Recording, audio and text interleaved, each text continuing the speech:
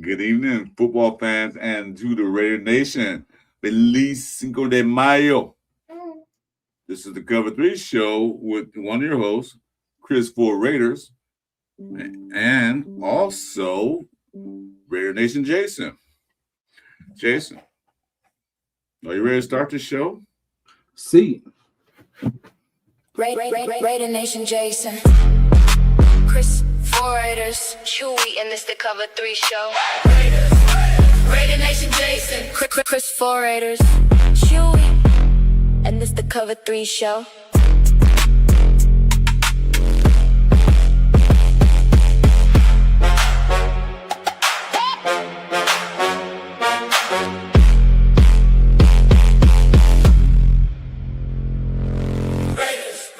Raider Nation Jasin.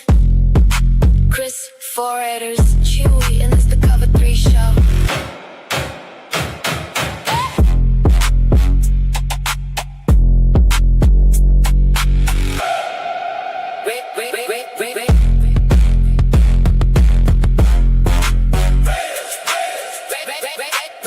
Raider Nation. Raiders.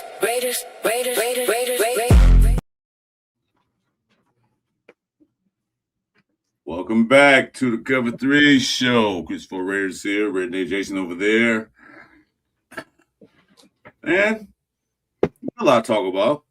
Talk about the cuts and the signees, the rookie mini camp, the hype and the speculation. There's a lot to cover. Plus, today is Cinco de Mayo for all our Hispanic-related fans. No matter where you're from, we're glad you're here because the Red Nation is all about diversity and everything else. And Mr. Jason has a list of guys that, if you know their Hispanic background, we will show that to you. Anyway, let's go on to the list here. Richard said, I prefer a beer. I just finished mine. I need another one, but I'm too lazy to go get one. Yeah, Mark, PN does say PM, but PN, the Marcus in the building. What's up, Mark? And, of course, our favorite guy, Frank Weber, Cinco de Mayo. Cheers, brother. Cheers. So, without further ado, how you doing, Jason? Oh, brother Yaya just popped in. Hey, brother Yaya, what's up? Thanks for coming. So, without further ado, how do you feel about the Raiders right now? I feel good. I just, the only thing, same thing as we were coming into last year, is until we see the O-line and, what I'm saying, positive changes, it's easy to be excited right now. But like I said, once it's game, it's game time, then that's when we're going to know. So, just trying to stay positive, of course, but, we need to see it. You got to show me.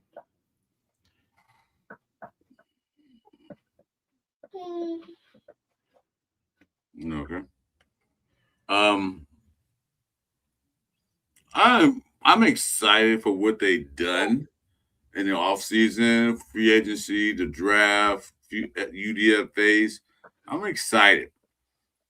Am I thrilled that we're going to be a playoff team? No, because I have a guy named Kevin say wild card team at best. You know what? As bad as we've been, I'll take that too. So don't matter. I'll take the wild card team. But I'm not over exuberant like I was the last couple years. I thought AP was head coach. They fired him like a few days later. So I was expecting that because what he did. I was happy with Pete Carroll because he was a winning style quarterback back in the day, but I guess time has passed him by. So I'm not going to get overzealous and overexcited about the Raiders. I'm excited for what they've done, like I said, but not overzealous about we're going to win 11 games and go to playoffs, or we're going to win 10 games and go to playoffs, or we're going to sweep the AFC West, all that stuff. I'm not looking at that. I'm looking at putting to play better and look better on the field than what we've been seeing. So that's all I'm worried about. All right. Well, no Detroit guys is in the building. I know you're not coming. I know you're watching a Laker game, so good luck with that. He's a good luck. Raiders going to play us. Well, I'm a big time Laker fan, man, but something I can't watch these guys, man. It's like watching the Raiders, man. I don't think my heart can take it anymore. My heart can't take it anymore.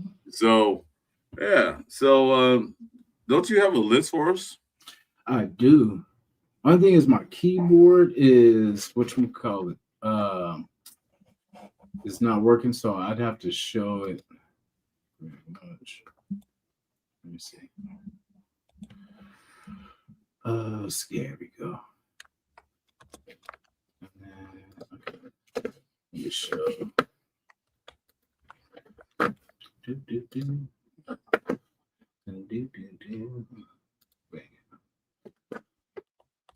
All right. You guys can still hear me too, yeah, Chris? Yeah, I can hear, but I can barely see it. Kind of small. Oh. All right. So we got notable Latino players in Raiders history, legends and impact players. We got Jim Plunkett, of course, Mexican-American, two-time Super Bowl champion, first Latino quarterback to win a Super Bowl, one of the most iconic Raiders ever. Straight Raider royalty, as we know. Brought us two of them things. You know, definitely somebody Al Davis took a chance with and believed in. And the rest was history. And then we also got Mr. Ted Hendricks, Guatemalan heritage, Hall of Famer, four-time Super Bowl champion, won one with the Raiders. One of the most feared defenders of his era. You notice anything about this guy, Chris? What was that? You ain't smiling. You never did. You never did smile. Yep. And then we have, of course, Coach Flores, Tom Flores, Mexican American, first Latino starting quarterback in pro football history, Super Bowl winning head coach, two-time. We have pioneer, a leader, a Raiders legend. Now, this one was funny. Modern era Latino Raiders, right? So it says Sebastian Janikowski. Now, as we all know, he's Polish, but it says Polish born, but raised in a Latino heavy Miami culture, often embraced in that space. One of the greatest kickers in franchise history. Raiders fans loved Seabass. Yep. You know, that was my era of kickers, from like Leo Aragouz to Sebastian Janikowski.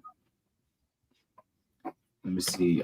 Max Montoya, a Mexican American, played briefly with the Raiders, more known with the Bengals, but elite offensive lineman of his era.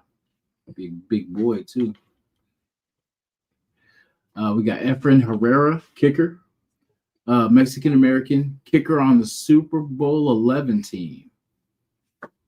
Other Latino Hispanic connections: Rico Gafford, wide receiver. And then there was John Condo, which was funny too. It said, not Latino, but part of diverse locker room era, worth mentioning culturally. That's funny. The culture impact. The Raiders have always been diverse, culture-driven, ahead of their time. Latino players have been part of Super Bowl wins, coaching history, franchise identity. Fire talking points for your show. Oh, sorry. Excuse me. Oh, that was something else. My bad. Autopilot. My bad. Get up there. Yeah. And then we got Mr. Fernando Mendoza. Yeah, so Al Davis always been diversified. He will hire you if you're a good football player, no matter what country you came from, what color your skin, what language you speak. He was always the guy. If you can play football and be the player I want you to be, you're on the team. It was done that he wasn't part of the good old boys back in the day where they didn't allow a lot of black players and Hispanic players. But also now here it is. We have Japanese players. The Raiders signed a Japanese player, the first team to do so in the history of the NFL. So that tells you the Raiders are diversified. They will hire anybody who can play football that's good enough to play football in this league. So that's the way it is. Yeah, thanks for that, Jason. That's a good list. Some of the guys I didn't know, but some of the guys I think like Janikowski. That's what I said too. I was like Janikowski, but I was like, he lived in a predominantly Hispanic area, so they say, well, he knew the culture. I say, okay, well, yeah, if you don't read it like that, that's fine. Man. Yeah, so we're taking the chance, and then this year, like I said, we got Mendoza coming in. Hey, Bueno. Ask you a question. Right now, Chuy just going through some things right now with his family. Hopefully, he'll be back with us in a couple of weeks or so. But right now, yeah, just going through some things, so he won't able to get on. Maybe he might pop in tonight. I don't know, but we'll see. Salute to you, brother. Salute to you, brother Brandon. Yeah. So anyway, we were going to talk about the rookie defense, but we're going to talk about the Raiders mini camp or rookie camp or what do you want to call it? Basically, it's rookies OTAs. And I heard some things I didn't like. But of course, you're going to hear things you don't like when it comes to the Raiders. And there's some things I did like. But first of all, let's talk about who they signed and who they waived. I'm sure everybody already know already because it happened a couple of days ago, but we're going to talk about it anyway. So here's the list. Oh, man, come on.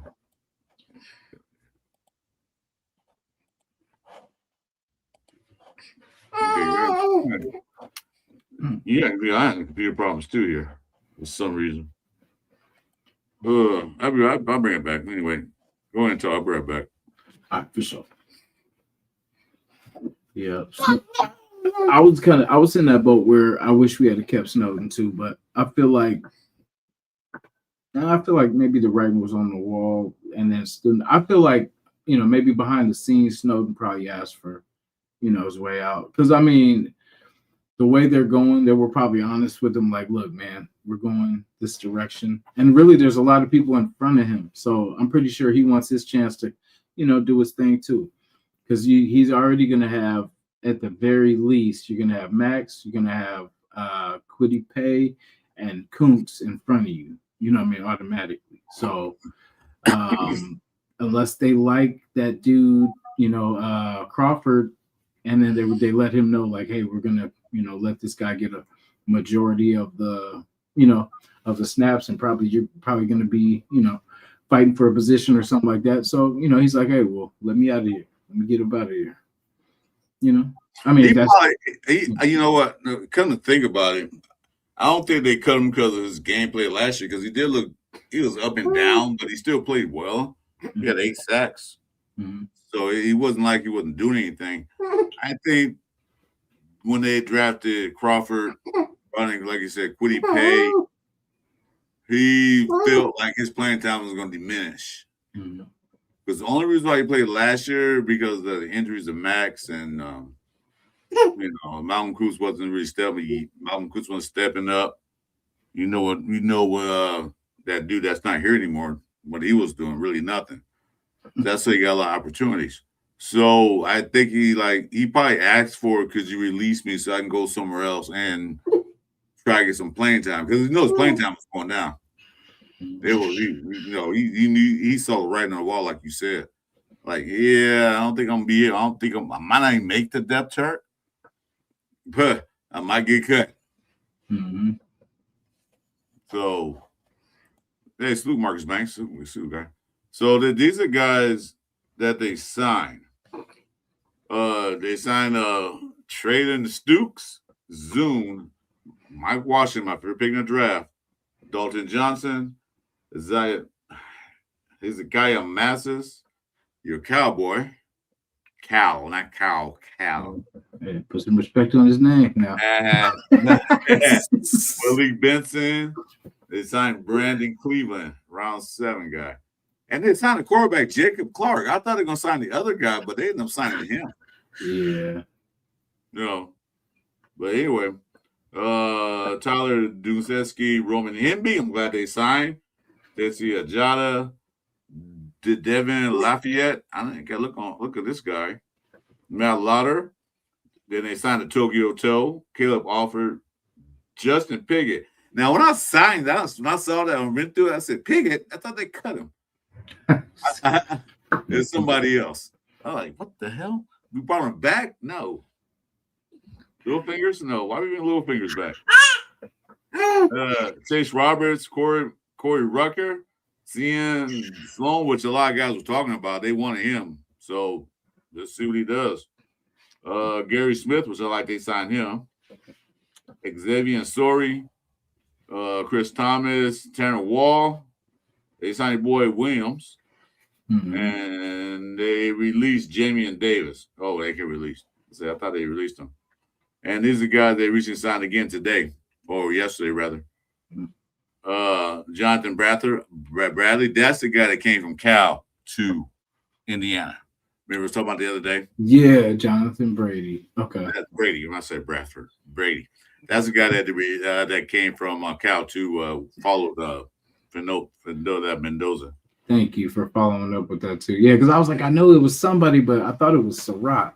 But it was Brady. Brady. And they put Justin Shore in reserve list. I thought they had cut him, but they put him on reserve list. So we'll see. Injury reserve. Okay. They also signed Devin Perkins. And this guy, Nicholas Henning. You know where he came from? Nicholas Henning. Oh, is that the Canadian dude? 2nd round pick in the Canadian draft. Yeah. They snatched him up. Tackle. That's correct. Oh, we got our tackle. No, we signed 2 tackles. We signed Kamar, Missouri, too. Damn, that boy big as Missouri, huh?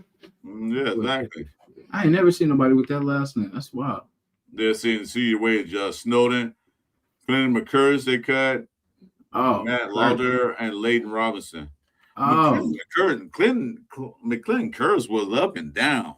Yeah, because I remember when they put him on the what do they call it? I think McDummy did it. Yeah, they put him on the practice squad, and the Seattle snatched him up. Yeah, I was saying he came with Wagner. Remember, Wagner and him came. It was on the same UDFA or practice squad. Yeah, they snatched him up. Played, went to Seattle, and then Pete Carroll brought him back. Now they waived him. So he's like, man, what guy got to do to keep a job? Man. Okay, somebody have a question. Let's answer this question.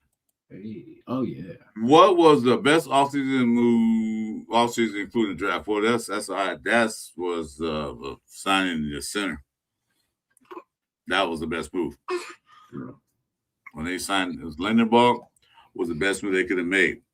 But if you want to exclude that,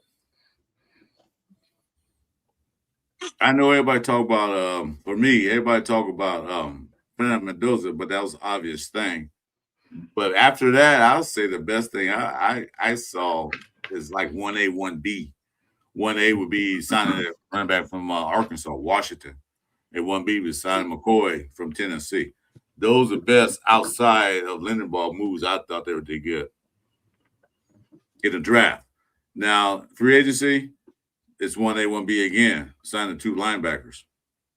So, Walker and God dang it. I'm going to say Quiddy Pay, but it's not Quiddy Pay. And Nakobe Dean. Yeah. I think the best offseason moves. So they did a lot of offseason moves. It's kind of hard to pick one. You got your favorites. My favorite in the draft was Washington. Hope we don't disappoint me. So this is a lot. What was yours? Well, I mean, you stole all mine. So I'm No, but I would say I agree with all those. Like Mike Washington for sure, but my first was Lindenbaum. Getting our coach. There's a lot of them really, because I mean it's the coach, getting him, trading Geno Smith for one. And finally getting a quarterback with Mendoza. Like, I know, people don't see it now, but you'll see. No. Well, it's a start because we haven't drafted a quarterback in many moons. Yeah. So, and I'm gonna talk about that too. That I am so sick of this media. Now they find ways to nitpick at him.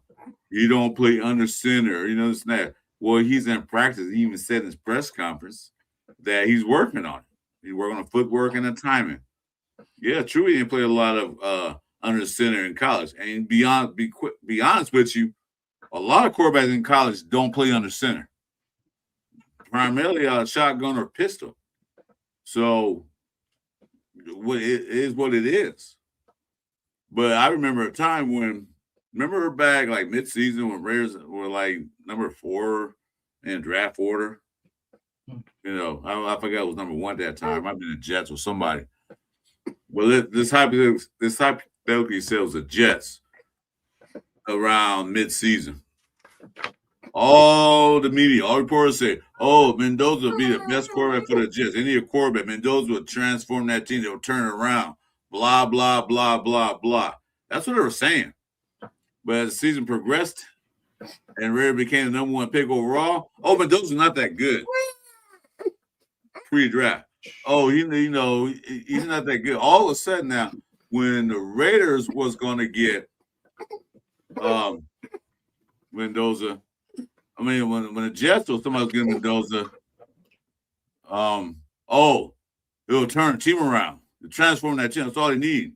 Well, the Raiders getting Mendoza, no, he's not good for him. No. Hey, what's up? Rebel, you ready to come in? Just give me a thumbs up if you do. I just sent you. But I just see like the irony of that. Like all of a sudden, he's not good because the Raiders got him. But let's the Jets get him or Arizona or somebody like that get him. He should transfer the team, turn him around. Like what the hell? So I it's like crazy. Now that we have him, all these negativities, all this negative stuff going around. Well, that's cool. They can be negative all they want to. How you feel about that? Yeah, I believe he's gonna be fine. Like he's got weapons. That's the thing. Like, and he knows, if anybody knows to get the ball out and that he's not the primary playmaker, you know what I mean? Like that it's gonna take him getting the ball to the guys, and he'll be fine. Like I said, his thing, he's not gonna feel good until he knows the whole playbook. And even when he knows the whole playbook, he's not gonna feel like he knows it. He's gonna work his butt off. He's gonna study, and sooner than later he will be starter. You know what I mean? Like I said, it'll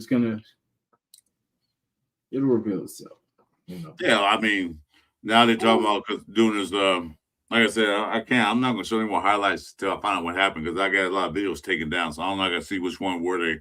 I'm not gonna show any tape or anything like that or film until I find out what happened. But you guys probably seen, watch the Raider channel, Raider.com. They'll show you all that. They say it look good in the practice, but it's just practice, and it's also a practice without the veterans, without the Brock Bowers and Trey Tuckers and Lindenbaugh and all them guys out there on the offensive side. So we don't know yet. But, he's saying that he's practicing under center at the hotel. Now, you going to tell me something about dedication? He's in the hotel room with the guys, he's in the hotel with Zoom practicing under center.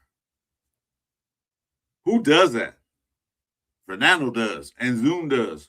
And the rest of the guys that's in the hotel room, they in the hotel room, not necessarily the room, but they in the hotel practicing plays.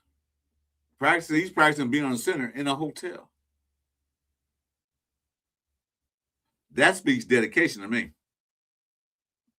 He's trying to learn. He says he wants to learn.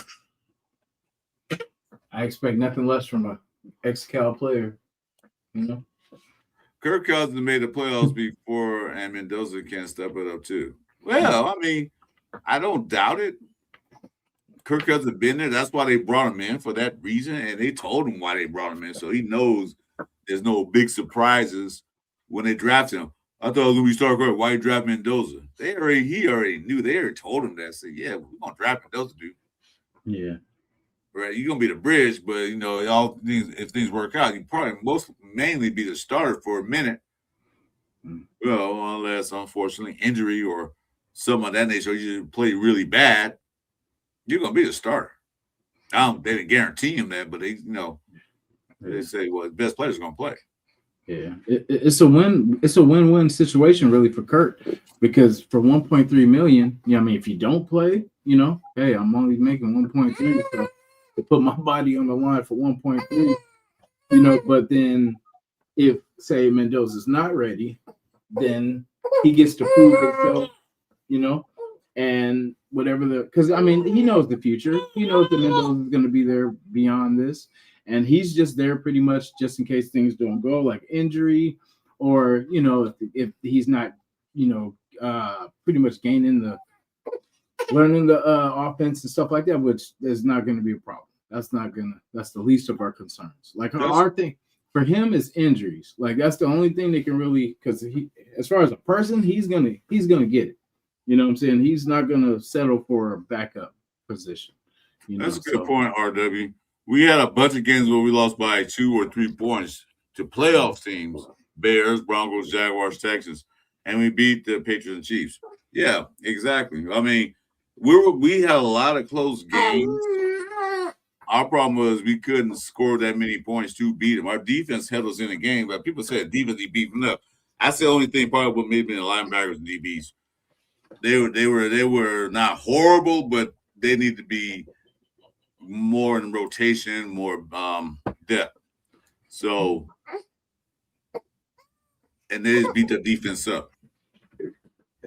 And somebody said Laki Tassi. We talked about that Sunday. They put Laki Tassi back on the defensive line where he should have been last year. Because we go. I forgot who said this, but Pete Carroll, or like you said, somebody said it.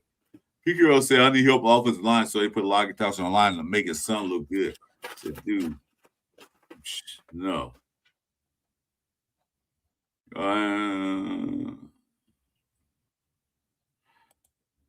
Yeah, and when we lost bad. Yeah, like that Kansas City game we talked about the other day, 30 plays in the whole game. Yeah, that was embarrassing. Yeah. I couldn't believe that. Like, you serious? Actually, how much time we have before the season?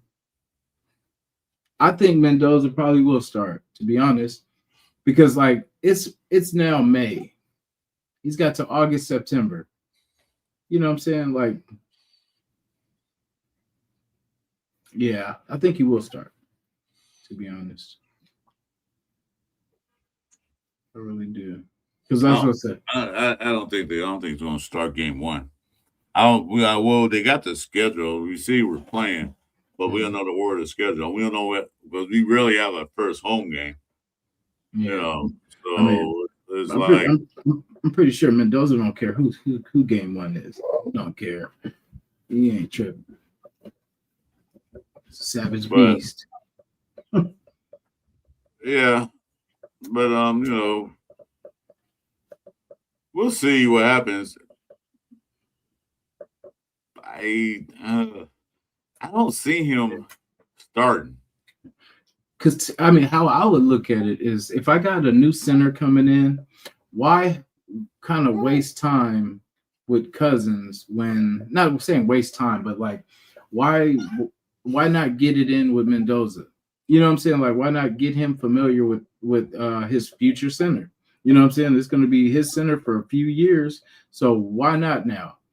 Why not now start? And I mean, we're going to be run heavy anyway. So basically he's going to be protected. That's what I said. I want to see what the line looks like. I want to see, are we going to be able to run the ball? Because if we could run the ball, he can start. But if our running game looks like it did last year, no, definitely not. Kirk's definitely going to have to come in. But yeah, I would say like if we're a run heavy team, like I envision us being, hopefully, that I think, yeah, all Mendoza has to do is on third down, make the right read.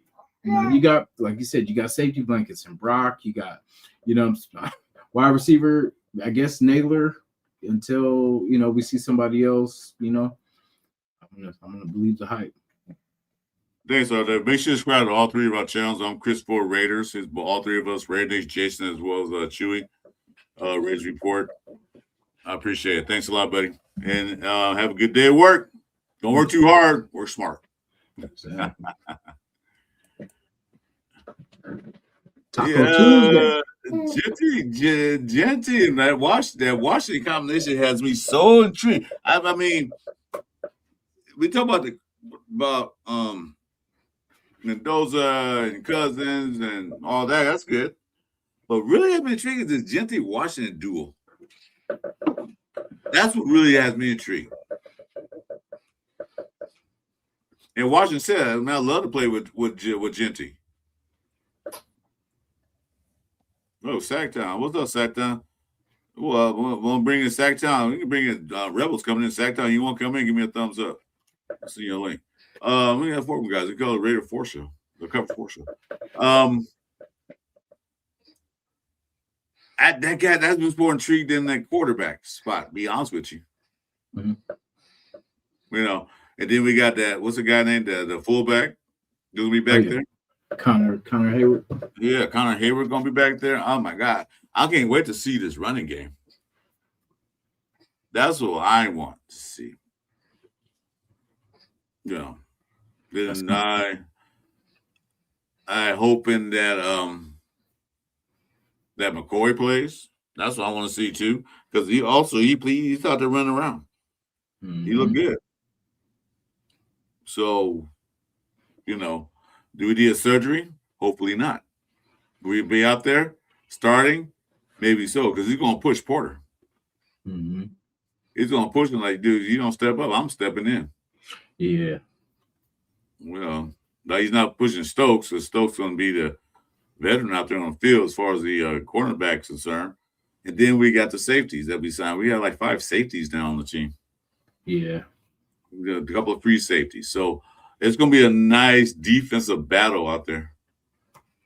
Yeah. The AZ boys will stay. I believe they'll both make it. Yes, sir. Oh, yeah, they'll stay. They definitely will stay. Anyway, so that's the schedule right there. There's no particular word because the schedule come out in 2 weeks. So we have at home.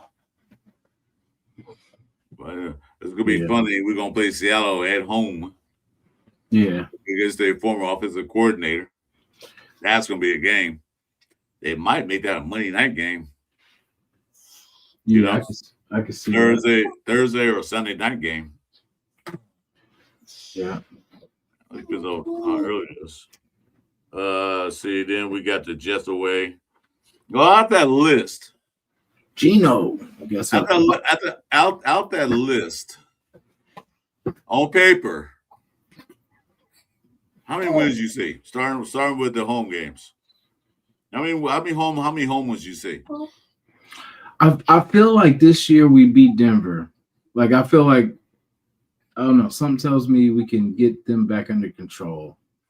Chargers, I think I don't know. That's good, Zach. I'd say 6 at the most that I see right now until things start improving. But make sure bring my cane in Bakersfield, Zach. Don't forget. Let me see. We could beat the Cardinals. We could beat they're home. You at home or away? Well, I'm just everything. Oh, I would say do the home then away. Yeah, because the Titans we can beat. The Dolphins we can possibly beat. So Titans, Dolphins. I feel like we can still beat Seattle. They'll have that hangover. Because you don't work as hard as you do unless you're just crazy like that. But yeah, I see us beating the Titans, the Broncos, the Dolphins. I feel like we can get one from the Chiefs and we can get one from the Chargers. Buffalo, I'm not sure. Because Buffalo, I don't really think they're that damn good of a team. It's just Josh Allen's kind of a wild card. It depends. But you said just the home games? No, you do the way. I say start with the home, then go to the away because you jumped. I'm like, wait, where are you? Oh, well, I had to look at everybody. look at the whole. We could beat the Saints. We could beat the Cardinals. We could beat the Patriots. We can beat the Jets. Yeah, he said 11 wins. I mean, I wish. I hope. Yeah, but I know, right? That's the thing. It depends. Like I said, like last year, I said it depended on the first 2 games, how we were going to do. And this one, it's going to depend. I have to see. I mean, it's always the first 4 games for me, like how we start, because we're a team. We can't start 2 and something and come back. We're not like that yet. So our thing is starting hot. Like last time we made the playoffs, we started 3-0. You know what I'm saying? We have to start hot, because if we fall off, at least we'll be up a few games. But we can't see when we get into a position where we're 2-6 and then where we can't even lose a game. So we have to. It's a uphill battle. But if we start hot, that's the thing. We can't believe last year. We can't believe the years before, all that. We just have to come play and kick ass. You know what I mean? That's the thing. We can't be worried about, are we better than this team? We got to punch somebody in the mouth. That's what it is. And surprise the hell out of everybody. That this ain't your daddy's Raiders. This is the new era of Raiders. And that's what it's got to be. It can't be nothing related to the past. This has to be, I don't know who these dudes were on the field, but these ain't the Raiders. I don't know what this is. And that's when we get to that, you know what I mean? Well, yeah, that's what I'm saying. Some of these guys will say, "Oh, it's the Raiders. We should win that game. They're gonna take us lightly." So we gotta prove ourselves in the first 5 games. Like, yeah, you better come with it, because we're not selling for this shit. If we go 4-1 in the first 5 games, like I said, the schedule's not out yet, so we don't know who, where, and when we playing these guys. But it's who we playing. So whatever schedule we have, we come out 5-1, and we're like, you gotta take it seriously now. Yeah. So yeah, I can see a split. I think Denver. I think we can get Denver at home. Get the Chargers here. I think Kansas City, they'll probably beat us here, because they always do. We beat them there. They beat us here. I think the Rams is gonna be a good game. To me, that's almost a toss up, because Devontae is coming back home. Yeah, he better drop passes like he did with us. Yeah. Miami, I think we'll get. Seattle, I don't know if it's gonna be as good as they were last year, but they're still the same team. Only difference now, they don't have the offensive coordinator. They lost a couple of players and gained a couple of players, so that's up for grabs. Tennessee, I think we can win. Buffalo is a toss-up too, because Buffalo's one of those teams, like, depends on Josh Allen. They're sneaky good, Yeah. They're sneaky good. Like, they always manage to win games.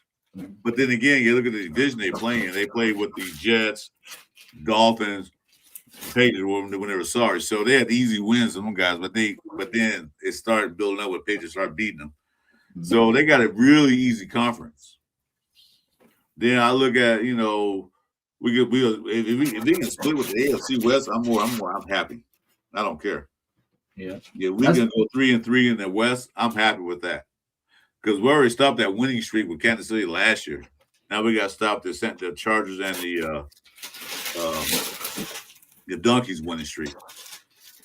Yeah. The thing, the Chiefs are going to be so Patrick's healing from this knee, and then so you see what they did on offense. They got running backs galore, so they're going to basically switch to a running team and then just kind of ease him back into it and not have him running around trying to be savior. If they're smart, they'll just let him get healthy. Take it slow. And then you'll have him for, the next 5 to 7, whatever it is, years. But I don't know. It depends what they do. But I don't see them being the same, him especially being the same, running around, doing all that crazy stuff. I feel like we're going to get a safer version of the Chiefs. Well, didn't they sign Justin Fields? Yeah. So they're definitely going to do a lot of running. Yeah. Which is, that could be dangerous, because especially with the running backs they have, you have to respect those running backs. So that could just give him out just to get outside, Yeah, I don't worry about it, because we beat up our run defense. We got actually guided linebackers that can tackle.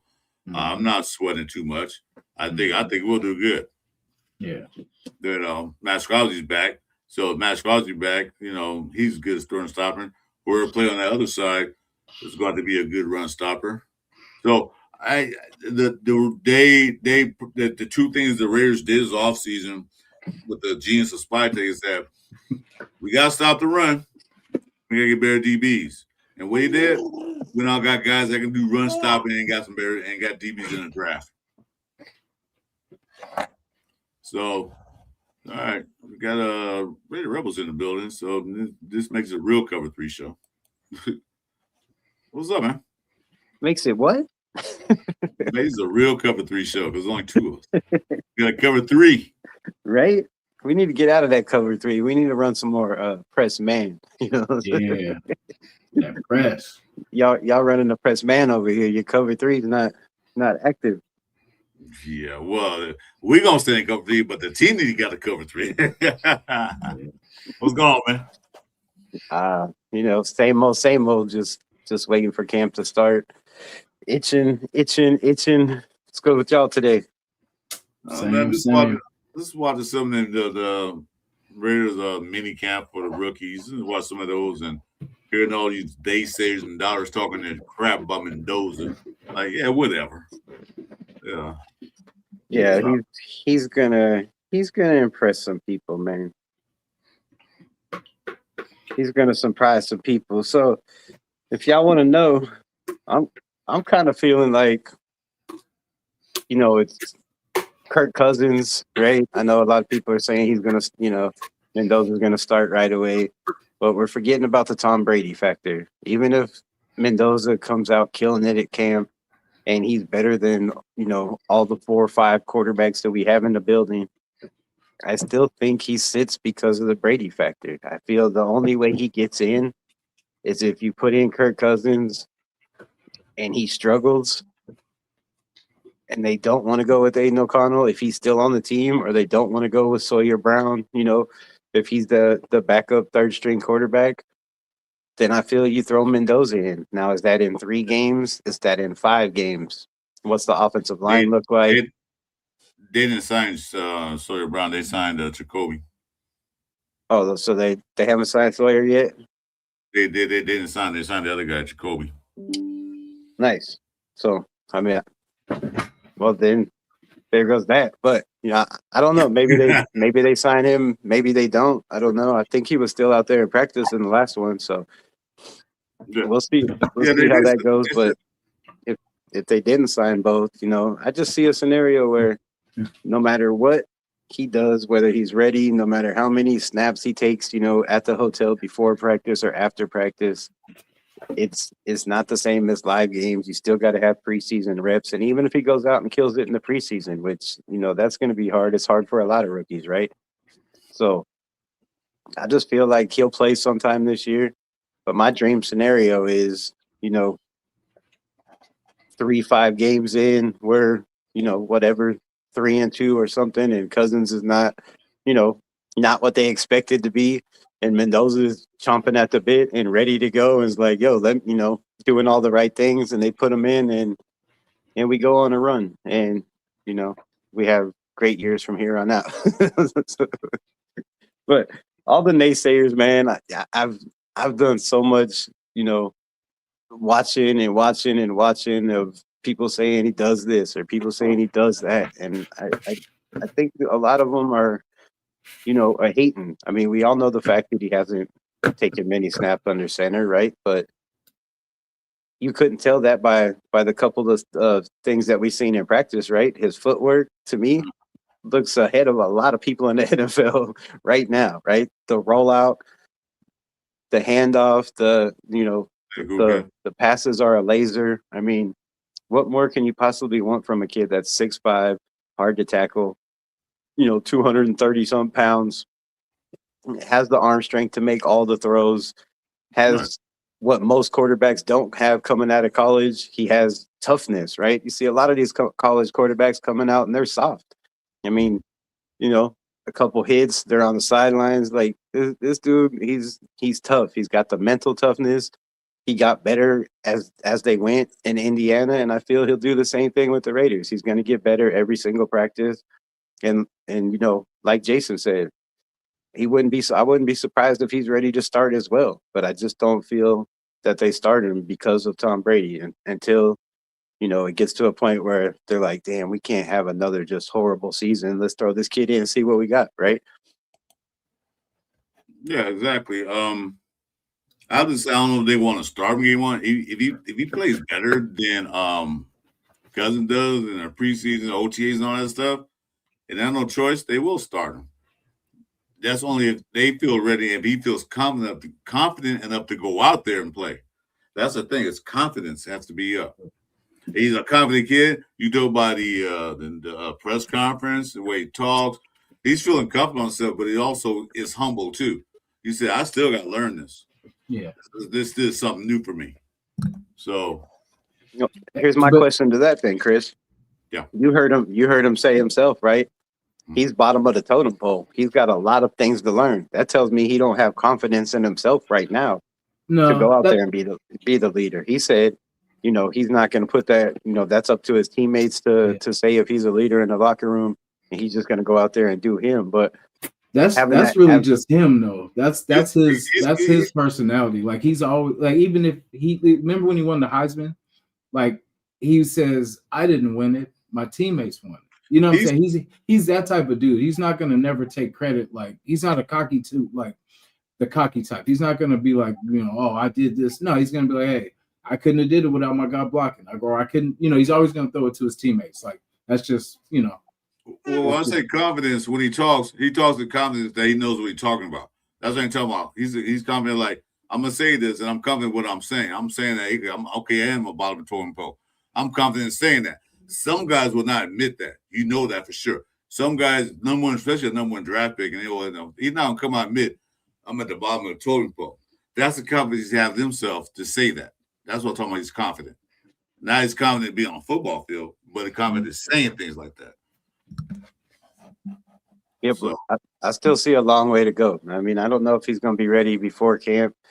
If you watch every one of those clips that they posted of him throwing the ball, he did the same thing. He got that tap before you throw the ball. That's a telling NFL. Teams are going to eat that up. They're going to know where your eyes are every time you tap the ball, and they're going to wait, and they're going to break on, balls. That's going to cost a lot of deflected balls and a lot of turnovers in the NFL. So he's got things that he's going to have to work on. And again, this is just him rolling out with no pressure in his face, right? Like, there's nobody, you ain't got 320-pound dudes running at you, right? And, if you go back and watch all the film you want to watch, when there's pressure on, the kid does not look great. He's not bad, but he's not like some of these guys, in the pocket, Joe Burrow or Josh Allen or, Brett Favre back in the day, or even Peyton Manning.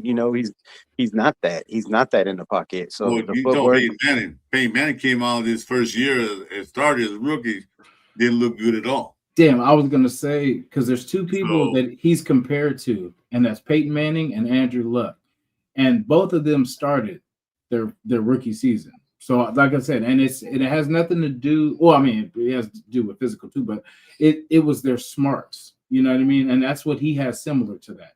And that's the difference, bro, between him starting and him, taking a while. But he's a smart enough kid that, like, you see when he answers questions, how he just, I don't know, you could just see his great mind and just how, it's not just like a simple answer. He's breaking the whole thing down. And it's like, that's how he is. He's a obsessor, bro. Like, he's going to obsess. And like, no matter, like I said, even I said it a little bit earlier, even if he does know the playbook in and out, he's never going to say he knows it all. He's going to be like, I still got a lot to learn. I still, and that's what you want. Because the moment you think you know everything is the moment you stop learning. You know what I'm saying? It's like he has that hunger, and he's not going to settle for Kirk taking his position because he's a competitor. You know what I mean? Like, and Kirk knows all about it. He took RG3's position. You know what I mean? And he was the later draft pick. So, you know what I mean? Like, Kirk's not the future. And especially for the price. That's why I look at the price tag, right? Because if Kirk gets, I don't know if it's guaranteed, but if he gets hurt, is that part of the guarantee for the rest of that contract? So that's why I would take the safer bet of Mendoza. You know what I mean? Because he's got to learn anyway. Because this season, if we don't put the pressure on this season of him having you have to get us to a Super Bowl this year or he's a bust. No, it's let the kid learn. Let him take his bumps. Let him, let him learn with Lindenbaum. They're both coming in the same year. Might as well learn together. You learn the communication, learn the calls, learn the audibles, all the stuff together. Why waste a year? You know what I mean? And have Kurt, you know what I'm saying? Kurt's really, I feel Kurt should be, if he looks bad out there, then we can put Kurt and Kurt can keep us afloat. You know what I'm saying? So it'll, because I mean, really it gets, if say Kurt starts and then say he gets injured or whatever, he plays bad. And then see Mendoza, just say he's not ready. That's a bad season. You know what I'm saying? But at least for y'all, but not for Aiden O'Connell, it's not. Yeah. Hey, hold He's going to come on. in with an offensive line, 2 running backs, and an offense he's never had before, and an actual defense, I think, on the other side. So I don't think the season's lost if anybody gets hurt. Hold on, guys. I got to do this. Every time I see it in the chat, I got to do it. Oh.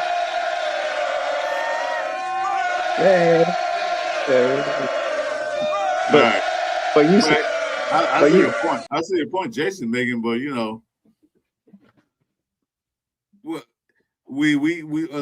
the thing is that okay, we got Kirk Cousins, we have AOC, we have Mendoza, then we got that guy we just signed today, Jacobs, probably be on practice squad. Okay, me looking at that, it's probably the best quarterback room we had, and I don't know, God, for long we had.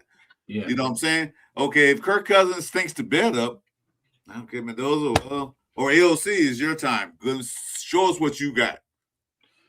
And then if that don't work, go down the list. At least down the list, if we're not falling from up here to down here what rock bottom. Mm-hmm. So no matter whoever starts, at least we have a capable backup and then a backup to the backup. You know what I mean? I agree with that. But you're saying his comp is Andrew Luck and Peyton Manning. I mean, I don't see the Peyton Manning at all. Peyton Manning had a stronger arm to me. Peyton Manning is a straight intelligence. Like I get the intelligence, but not. Yeah. I mean, he didn't even have those intelligence because an intelligent quarterback doesn't throw 28 interceptions to 26 touchdowns in his first season. So I think Mendoza's way farther ahead in the intellectual and the intelligence and the game film and the study habits. And, I think in all of that, and the Andrew Luck comp, I mean, I don't know. I could see some of that, but he's also been comped to Kirk Cousins. He's also been comped to, to Matt Ryan. He's also been comped to everybody on the planet. A lot of quarterbacks. He's comped to a lot of quarterbacks, and I see similarities to some of those in him, but really he's totally different than I see than any of these quarterbacks, because a lot of these quarterbacks ran pro systems. A lot of these quarterbacks had to carry their teams. Mendoza didn't have to do that. Mendoza had a great running game. He had a great defense. He had good coaching around him. He didn't have to put his team on the back, like Ty Simpson did, that didn't have a running game, that's defense was up and down, that offensive line struggled. Mendoza hasn't had to do all that. He had a team around him, and he gives credit to his team as well. Chuy, what's good, my guy? And like you said, he didn't win the national championship. His team won it, and for a reason, because it was a lot of his team around him, right? He never had to have those big games where he had to throw for 500 yards and 5 touchdowns to win the game. The one time he did throw for 5 touchdowns, the defense got him the ball inside his own 50 4 of those times. So, you know what I mean? He's never had those games where he's had to be that guy. Now at Cal, he did a little bit. I know he went, neck and neck with Caleb Williams, 49-50, I believe the game was. They both had 2 touchdowns. They both had 2 touchdowns rushing, right? Their stats were pretty similar. He had 1 more interception. So, there's not been a lot of times where he's been asked to do that. And I hear people say he changed the franchise at Indiana. I beg to differ, man. They had they had Brendan Sorsby before that, and then they had Curtis Rourke the year after that they went in 11-2. So it's not like he came in and just flipped a franchise around that was like the Raiders and only won 3 games the last 3 years, right? So why put that pressure on this young man? Why put it on him right now? And you say, Andrew Luck and Peyton Manning, but they didn't have a Tom Brady in the building, a 7-time Super Bowl champion that believes quarterbacks should sit for a year. he believes the problem with the NFL and NFL quarterbacks is not being ready and thrown into a fire. And when you have that as your minority owner, the kid just has everything going against him to start right away. I feel. Yeah. And I just feel, I don't know. Like a great point, definitely. And I just, for the Andrew Luck, Peyton Manning thing, I just feel, like smarts wise, like pretty much intelligent. Because like I said, when you're playing and like say if you don't have all the smarts and all this kind of stuff, and you're just kind of playing like an adrenaline or game time player, like you may not be all that practice and all that, but when it's game time, you do your thing. But for him, it's like the game slows down, because the hardest part is the speed of the NFL. You come into it, it's different than college. You know what I'm saying? Like Indiana, yeah, they had a defense. I didn't think his offensive players were really all that. Like I've seen, like Texas had a strap squad. Like, you know what I mean? Like a few years ago, even Ohio State had they had weapons. Indiana wasn't really on my radar as far as like, there's an explosive, what I'm saying? They had 2,000-yard backs though. Like, yeah, but for college, that's easy. You know what I mean? But with the thing with him and what was dang it? It was the defense, and then we were talking about so if he had got knocked out of those two games, right? Do you think Indiana would have been able to win that national championship? Like he took the big hit. Now say his brother had came in there, right? Would his brother been able to carry that team to that? That's hard to say. Like he said, he went to Indiana because his brother was more developed more than him. That's why he went to Indiana, because he seen the development his brother was getting at Indiana. So, his brother came in and played a couple plays, and I feel he's intelligent like him, and he probably wouldn't have turned the ball over, and their defense would have made plays like they did, and they would have depended more on their run game and quick throws. That offense was set up where as long as you can get the ball out quick to your first or second read, it was going to succeed no matter who was at quarterback, I feel like. They did it last year with Curtis Rourke. Like the dude got drafted in the 7th round because he got hurt. He had almost the same stats as Mendoza through 12 games. Yeah, and then the only difference throwing to the same receivers. Because like I didn't feel like who was his? It was Omar Cooper, right? Was his best receiver. Oh, yeah. Omar Cooper. He had Elijah Surratt. He had Charlie Becker. He got EJ Williams, who is now on the Raiders. He had Brandon Williams Brandon Williams, the guy we just brought, signed again. That was a kick returner. Also played a lot of slot and whatever trick plays they did, which never was really a whole lot. It was pretty straightforward offense. So they had weapons. They had a tight end that, they had two running backs that could catch the ball out of the backfield. Both had 1,000 yards. That offense was, it wasn't stacked because it's not, Ohio State, and it's not all the big names, like all these teams like Oregon and Alabama usually have, but they became household names. They earned every single bit of it, and you don't have that yet here. You're learning the NFL offense, a new offense, a West Coast offense that you never ran. That's going to take time. No matter how smart you are, it's going to take time to get the timing down, to get the timing on your 3-step drop, on your 5-step drop, on your 7-step drop. Those are all 3 things I mentioned that he hasn't had to do. You've never had to come out of center and take a 3-step, a 5-step, or a 7-step drop. When he was under center, it was a 3-step drop and throw the ball. It was usually in the red zone. So those are. I'm sure he could, though. I'm sure that's something he could develop pretty quick. Yeah, develop, but how much? Like the timing of getting the ball out. The fact of turning your back, to the defense, and then when you look, you're looking at one defense, and then when you roll out, you're looking at a totally different defense. Those things are going to take time, and it's going to be a learning curve, just like it is for every quarterback. So I believe he can do it. I just don't feel like Tom Brady is going to allow it unless Spytek stands up and says, "Man, let's just start this kid," and everybody's on board against Brady. Maybe there's a big riot and they're like, "No, we overvote you," but I just don't see it. Like I said, the best scenario is if we struggle and They see that the offensive line is good, the defense is good, right? The running game is solid, and the only thing we're lacking is a quarterback that, to stop turning the ball over or to, manage the game a little bit better. Then maybe they put him in. I mean, that's all. Like that's the thing is, bro. Everyone thinks you need this shiny ass Lamar Jackson for you to go and win a Super Bowl. You're like, you don't need all that. You know what I mean? If you can build a team, and it seems like Kubiak and Spytek are building a team, just like Indiana had a team. They had a tight end. We got a tight end. We got two fucking really great running backs. Washington coming in, bro. He's a dog, bro. Like he was on everyone's top 10. You know what I mean?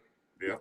Like they're building this team, bro. You know what I mean? So that's what I'm saying. Like, let's just give him a shot and fuck it. If he fucks up his first year, then hey, we got Kirk Cousins. You know what I mean? But I mean, you gotta learn hands on, bro. I get maybe sit him, but for me to sit him the whole year, you just fucking wasted your first round draft pick. Yeah, That's how I would feel, honestly. But you got a 5-year option, so you're not wasting a first round draft pick if you have Because a we kid. could have. Because you gotta look at all the other guys you could have grabbed. Why didn't we just grab Carson Beck then? If you know what I mean, he has a shit ton of starts. You know what I mean? So it was a waste. It was a waste letting Aaron Rodgers sit behind Brett Favre because you had a quarterback that could run your offense in your team. It was different though. Brett Favre's actually a killer though. Yeah, but he became a killer because he sat behind Brett Favre for a year. You don't know if he would have started his first year or for a couple. No, I'm saying Brett Favre's a dog. Yeah, that's why he sat.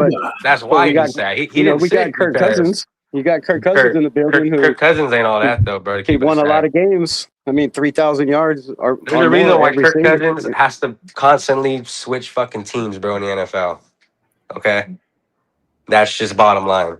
If he was that good, he'd be fucking signed, bro. Fucking 8-year contract somewhere. Guys switch teams because they do good, and then they want more money, and teams don't want to pay them. They go to free agency, or they're a free agent. Like all those times, he was a free agent. He came off an injury. He was a free agent. They didn't re-sign him. Yeah, he's decent, bro. But I don't like, you know what I mean. He's not no Brett Favre kind of guy where the motherfucker has to sit. Yeah, but I think Raiders are in dire need. The Raiders are in dire need of a quarterback, and I think Fernando Mendoza is a much better quarterback than Kirk Cousins is. Well, I think he is too. I mean. So then let's start him. What the fuck? But I'm not the head coach that believes in a perfect world, which we're kind of in a perfect world. You have that veteran quarterback that can show him the ropes, show him how to, prepare, show him how to watch film, show him how to, look at these guys and see how they do in the NFL, see how he does in the NFL. You need that for a rookie quarterback, and some of those rookies that don't have that, struggle. Look, what would Cam Ward been last year if he had a veteran in his building to help him out to lean on? He didn't have that. He was learning on the fly, and he had a decent season. But damn, how much better could that season been if he had a veteran in there to help him out? Right? Same thing with Caleb Williams. Didn't have that veteran, quarterback in there to help him out, to lean on, to show him the ropes, to show him how to prepare for the NFL. But who did have that? Drake May had Joshua Dobbs in the building, and they made the Super Bowl his second year.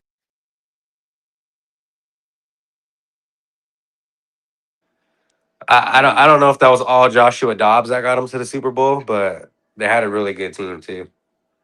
But see, one thing. No, but it was the intelligence and the veteran leadership, though. You're comparing Drake May. See, what the Patriots did is they built a team around him immediately. They built him around before he even got the chance to get again. They got the receivers, Stephon Diggs. They got the offensive line. They drafted that other guy. I don't know if he's good or not. We've done the same, though. Yeah, well, we're doing the same now. We didn't do the same before. We got the old used cars. Now we get brand new cars in the parking lot. We get fresh cars, get in there and start working together.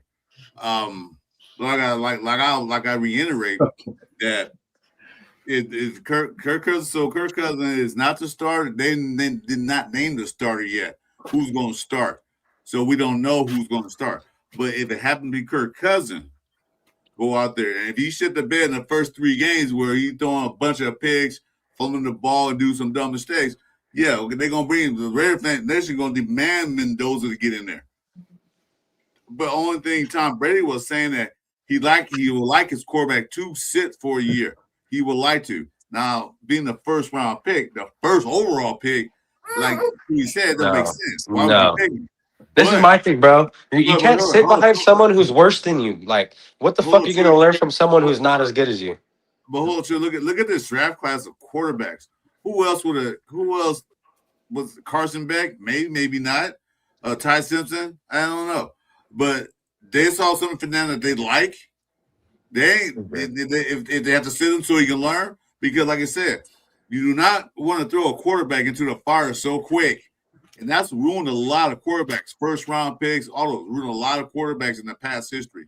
That's how you learn, though, bro. You got to get in there, dog. You got to get in that fire, bro. How is she gonna learn? By just watching Kirk Cousins throw the ball? You're not gonna feel no speed. You know what I mean? You're not gonna feel no pressure like that. You don't want to break. I think this is my theory. They need to fucking play Mendoza. You guys drafted him first overall because you really think he's that good. If you didn't think he's that good, you wouldn't take him number 1 overall. They drafted him first overall because he was the only one on the board worth taking, but and if nobody was we're gonna develop a guy, we could have just spot. developed part. Because we could have developed fucking. Like I said, we could have developed. He had to Beck. develop. That's why they went and got Kirk Cousins. They knew he had to develop. They've been watching him for a while. They knew he had development, or they wouldn't have brought in Kirk Cousins. They knew. No, this. I think they knew he wasn't ready, bro. You're pushing him out there. What happens if anyone who always? I'm just being real right now. Whoever thinks that, I fucking disagree 100%. Okay, listen to Frank Weber's question. List the top quarterbacks in history to count how many times they hit the ground running. Day one. How many quarterbacks they drafted early draft picks hit the ground running day one? Name at least 2. Shit, I'll wait. I'll wait too. I'm just saying. No, yeah, we don't. I know what you're saying. What you're saying is a good point. And then if you are expecting them to hit the ground running, then you're kind of stupid too. Even Caleb Williams looked terrible last year. Until he got Belfast as a coordinator and got that year behind his belt. Now he looks a lot better. He didn't come out good running.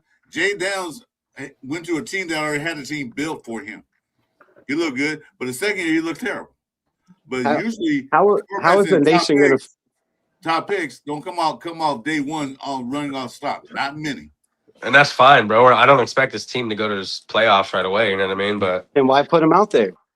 Well, why not? So we can learn. That's how he's gonna learn, bro. So let me ask you this. Wait. Let me ask you this. Let me ask you this. If he's not ready and doesn't have good pocket presence, like a lot of people say he has, he doesn't feel pressure from the backside. You want to put him out there with the offensive line that hasn't gelled together, that doesn't have time in the system together. What happens if this dude gets smacked and knocked out for the season because people wanted him in because he was a first round pick? We have to think about everything. That's just the offensive line part is of the not game, ready. though. If he's not ready to be able to be in the pocket or to roll out, if that offensive line ain't ready by day one, if that offensive line isn't ready by game one, then that coaching staff is just fucking weak.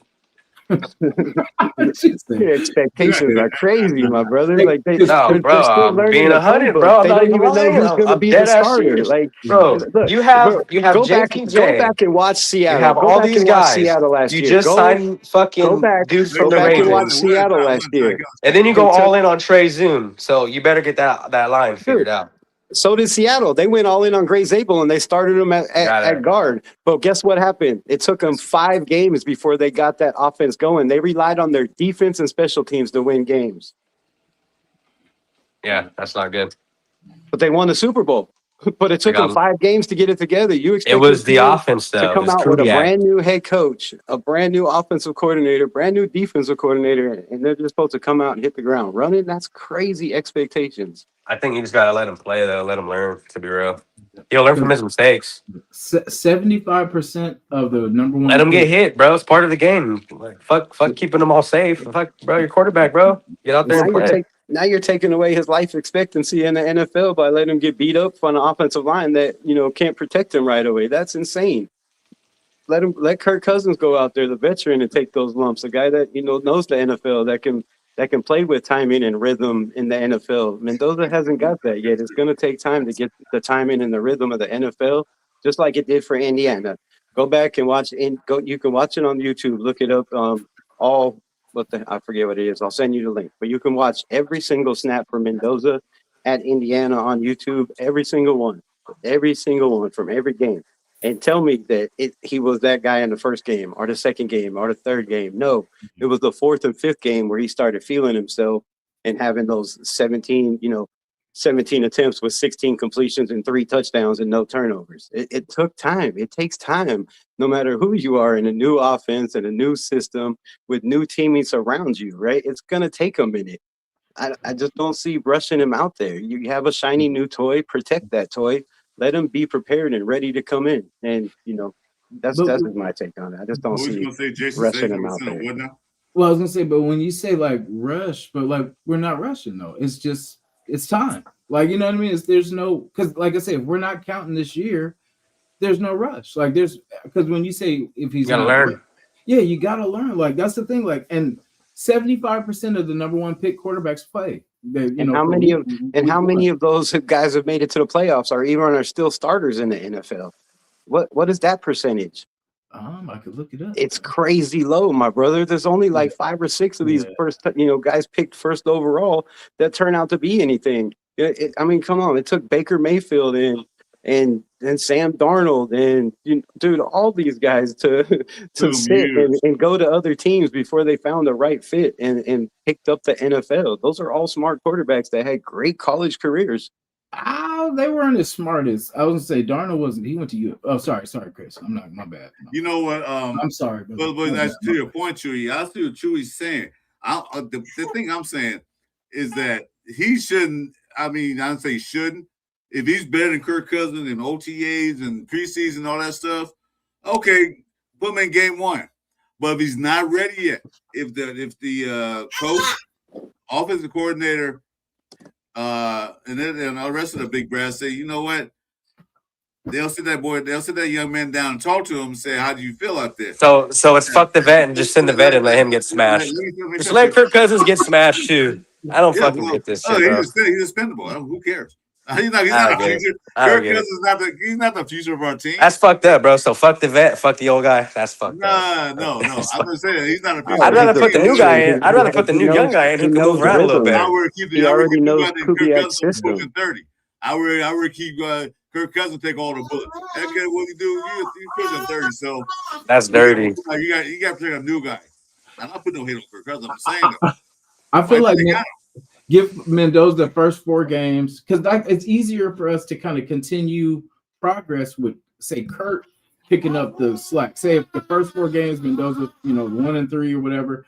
But I mean, really, what's the rush? Like, that's gonna kill his confidence. Bench him after 4 games because he's. But if he's that smart, why is it gonna kill his confidence? If he's that good, what? And see, that's what I'm saying. Like, he's gonna be fine. That's what I'm saying. We're talking hypothetical. It sounds to me that everyone's like all fucking just scared to fuck it, bro. It's football, dogs. NFL, you get paid millions of dollars to be a quarterback, so go be a fucking quarterback. Go play. It's football at the end of the day. Football, bro. It's football, bro. People make it harder than go talk to Patrick Willis and fucking Ray Lewis, dog. You know what I mean? Let them talk to that kid. Go fucking play. Don't be a pussy. Be a man. Because it's hell. Because I think it'll be easier just to start him, and then. But like I said, he'll be fine. We're doing start him now, so we know if we need to draft a quarterback next year. That part.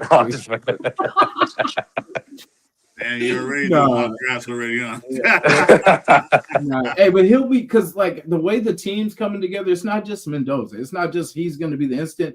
It's everything's coming together at the same time. We got to run, hopefully run. The running backs. I just haven't seen the blocking yet. I haven't seen the run blocking yet for this team yet. So until I see that, but. Things are starting like the defense. He has a good enough defense. We haven't seen anything from the team yet. We don't even know what the team is. No, but I mean, we don't even know what they're going to run on defense or offense. Or that's what I'm saying. How do you know the offense? How do you know the offensive line's bad? I mean, you ain't seen shit yet, bro. We don't know that yet. But I know. I guarantee it's better than last year. I promise. Oh yeah, that's because we got a better line coach than we had last year. No, it's because we got an actual fucking center this year. We got a real center. They picked the whole line guys. We got a center. I don't believe that hype about Brendan. A real center that struggles in pass pro. I'm sorry. I don't think we had the talent because after JPJ and what's his name went down, Colton Miller, the talent sucked. It had nothing to do with Brendan Carroll. Yes, it did. But yeah, we got more back. We got more back. That whole room was shit. After JPJ and Colton Miller went down, that room was garbage. I'm sorry. but it had nothing to do with It Brandon was Carroll. garbage You when could have brought Jason, any coach in, and you're gonna be like, "What the hell?" am I Jason, supposed what to do what with games were you watching? all It was of garbage them. when they were in there. What are you talking about? All of them. It was garbage when they were in there. What are you talking about? We won a game. Wait a minute. What game were you watching? Because I watched a game where The players weren't garbage. It was the fact that they put everybody in different positions for the first time, and then they kept putting guys at different positions and moving guys around because guys got hurt. There was a couple times where I watched in farm was sitting around never a booty center. blocking. What We game had were The you only- watching? We had But a center. the only that was good never a lineman we center. had was really JPJ, bro. Colton Miller's, I think he's, he didn't even play most of the year. and JPJ that's what I'm was out. saying. That's all we had, bro. We can't. That's what I'm saying. When they went out, it was That's the only guy we had. Still And garbage Colton when they were Miller. in there still. No, I mean, okay, when they were in there before both of them got hurt, how many games did we win? How many points did we put up? one. And How then how many many points did did we we win put up? after that? How many points did we put up while they were in there? 17, maybe. What was that? No, 19? 14. Let's try 13. On the Well, average. no, not when he was in there. With JPJ That has to do with the offensive coordinator, the play calling, everything, not just the O-line, the quarterback that No, holds but the ball for 8 seconds. How do you Fact. expect? So then our offensive line is UDFAs decent then, so we could play Mendoza. Yeah, exactly. We had UDFAs as our linemen.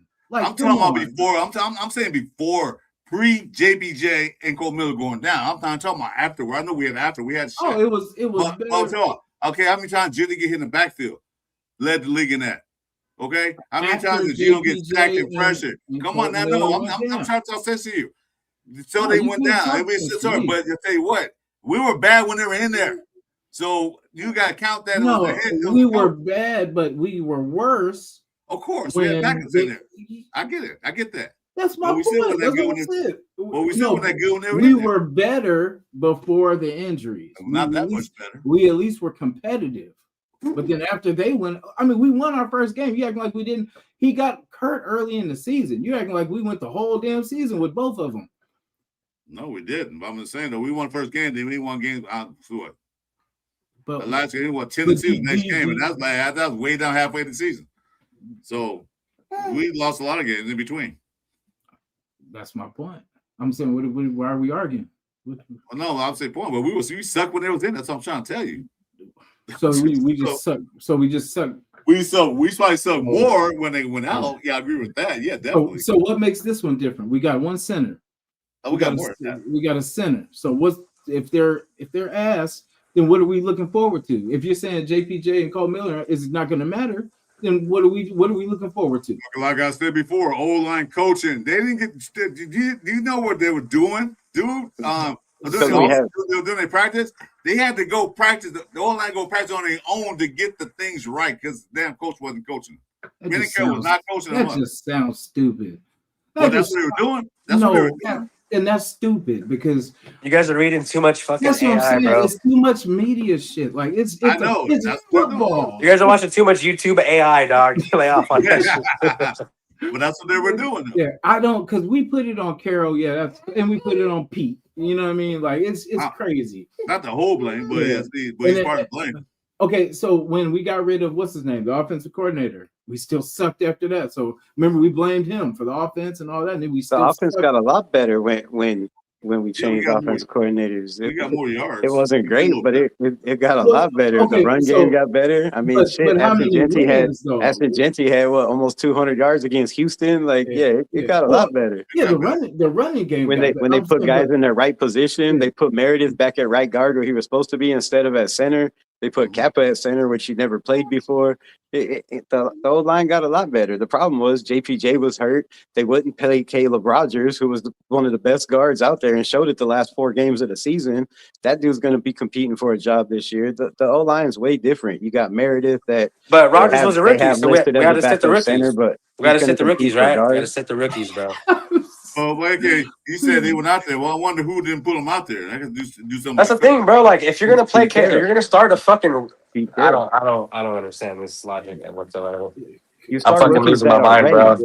You What's start up, rookies Bro, that are Fernando ready. Mendoza is ready, so start him. Okay, How do you if know Caleb he's Rogers ready? was ready, he should have You started. haven't even Tommy seen him throw Hemingway a was pass ready. in the He should have NFL. started. But You I haven't. feel You I have feel like not seen him throw one pass in the NFL in preseason. How do you know he's ready? You've seen him take 3 All I rollouts on know is some he'll be a film much better quarterback in than Geno Smith OTAs, bro. You was. don't know he's ready. You Oh don't no, know you what the know what, Raiders. I agree You're with not in the that. building going, He's oh an yeah. upgrade from Geno You Smith, don't know where though. he's at in the Okay. playbook. You don't know if he's calling every day with yeah. questions about the playbook, going, what is this? What is But this? What is it's this? I May don't know though. this language. But I it's don't know this May. Uh-huh. terminology. I So what don't is know he what doing this then? means. What Like is he it's doing then, bro? You What can't is he say doing he's at ready. practice? He's been in there a couple weeks. He's not He's at not practice. even been practiced. They had 3 And practice when's the days. first game? I was They gonna have say 3 it's practice When's days May. the first game though? It's But you May guys, right now. What And date? in August. What? In August? August. Okay, he has enough time. Preseason. Enough time to Preseason work, in bro. August. but you know what? He hasn't worked with the vets. No, I'm talking about game one, dog. When's He game has. one? Real game. He September. hasn't We even don't worked know. with the vets yet, We don't dude. know. He The is He has schedule's not time, out. bro. He has time to The learn. schedule's out. The schedule's not out. You guys got cannot time. protect this kid like he's some fucking Yeah. golden It's child, bro. September. Let him get hurt. He has. He is a child. He's 22 years old. He's 22 years old. A young kid coming into the One NFL. thing, he hasn't Grown worked man with to the me, vets yet, so shit. we don't know 22. what he's Got more money than all of us. At that part, Not yet. He hasn't signed his contract, but he will have more money now. Yeah. So I feel throw him like out there because it- he's not ready, just to make the fans happy. Because why? Because everybody thinks no, because I mean, because we need a rookie of the year because we're Well, going to go to the playoffs if he plays. Man, that's I mean, crazy hype. like you That's said, crazy hype on this kid. No one's That's ready. not what it is, though. No one's ready. Game What one. is but it then? We're not going to the playoffs. What is it then? Why do you want him So out do there you so think bad? sitting Fernando Mendoza is going to get you to the playoffs year 2?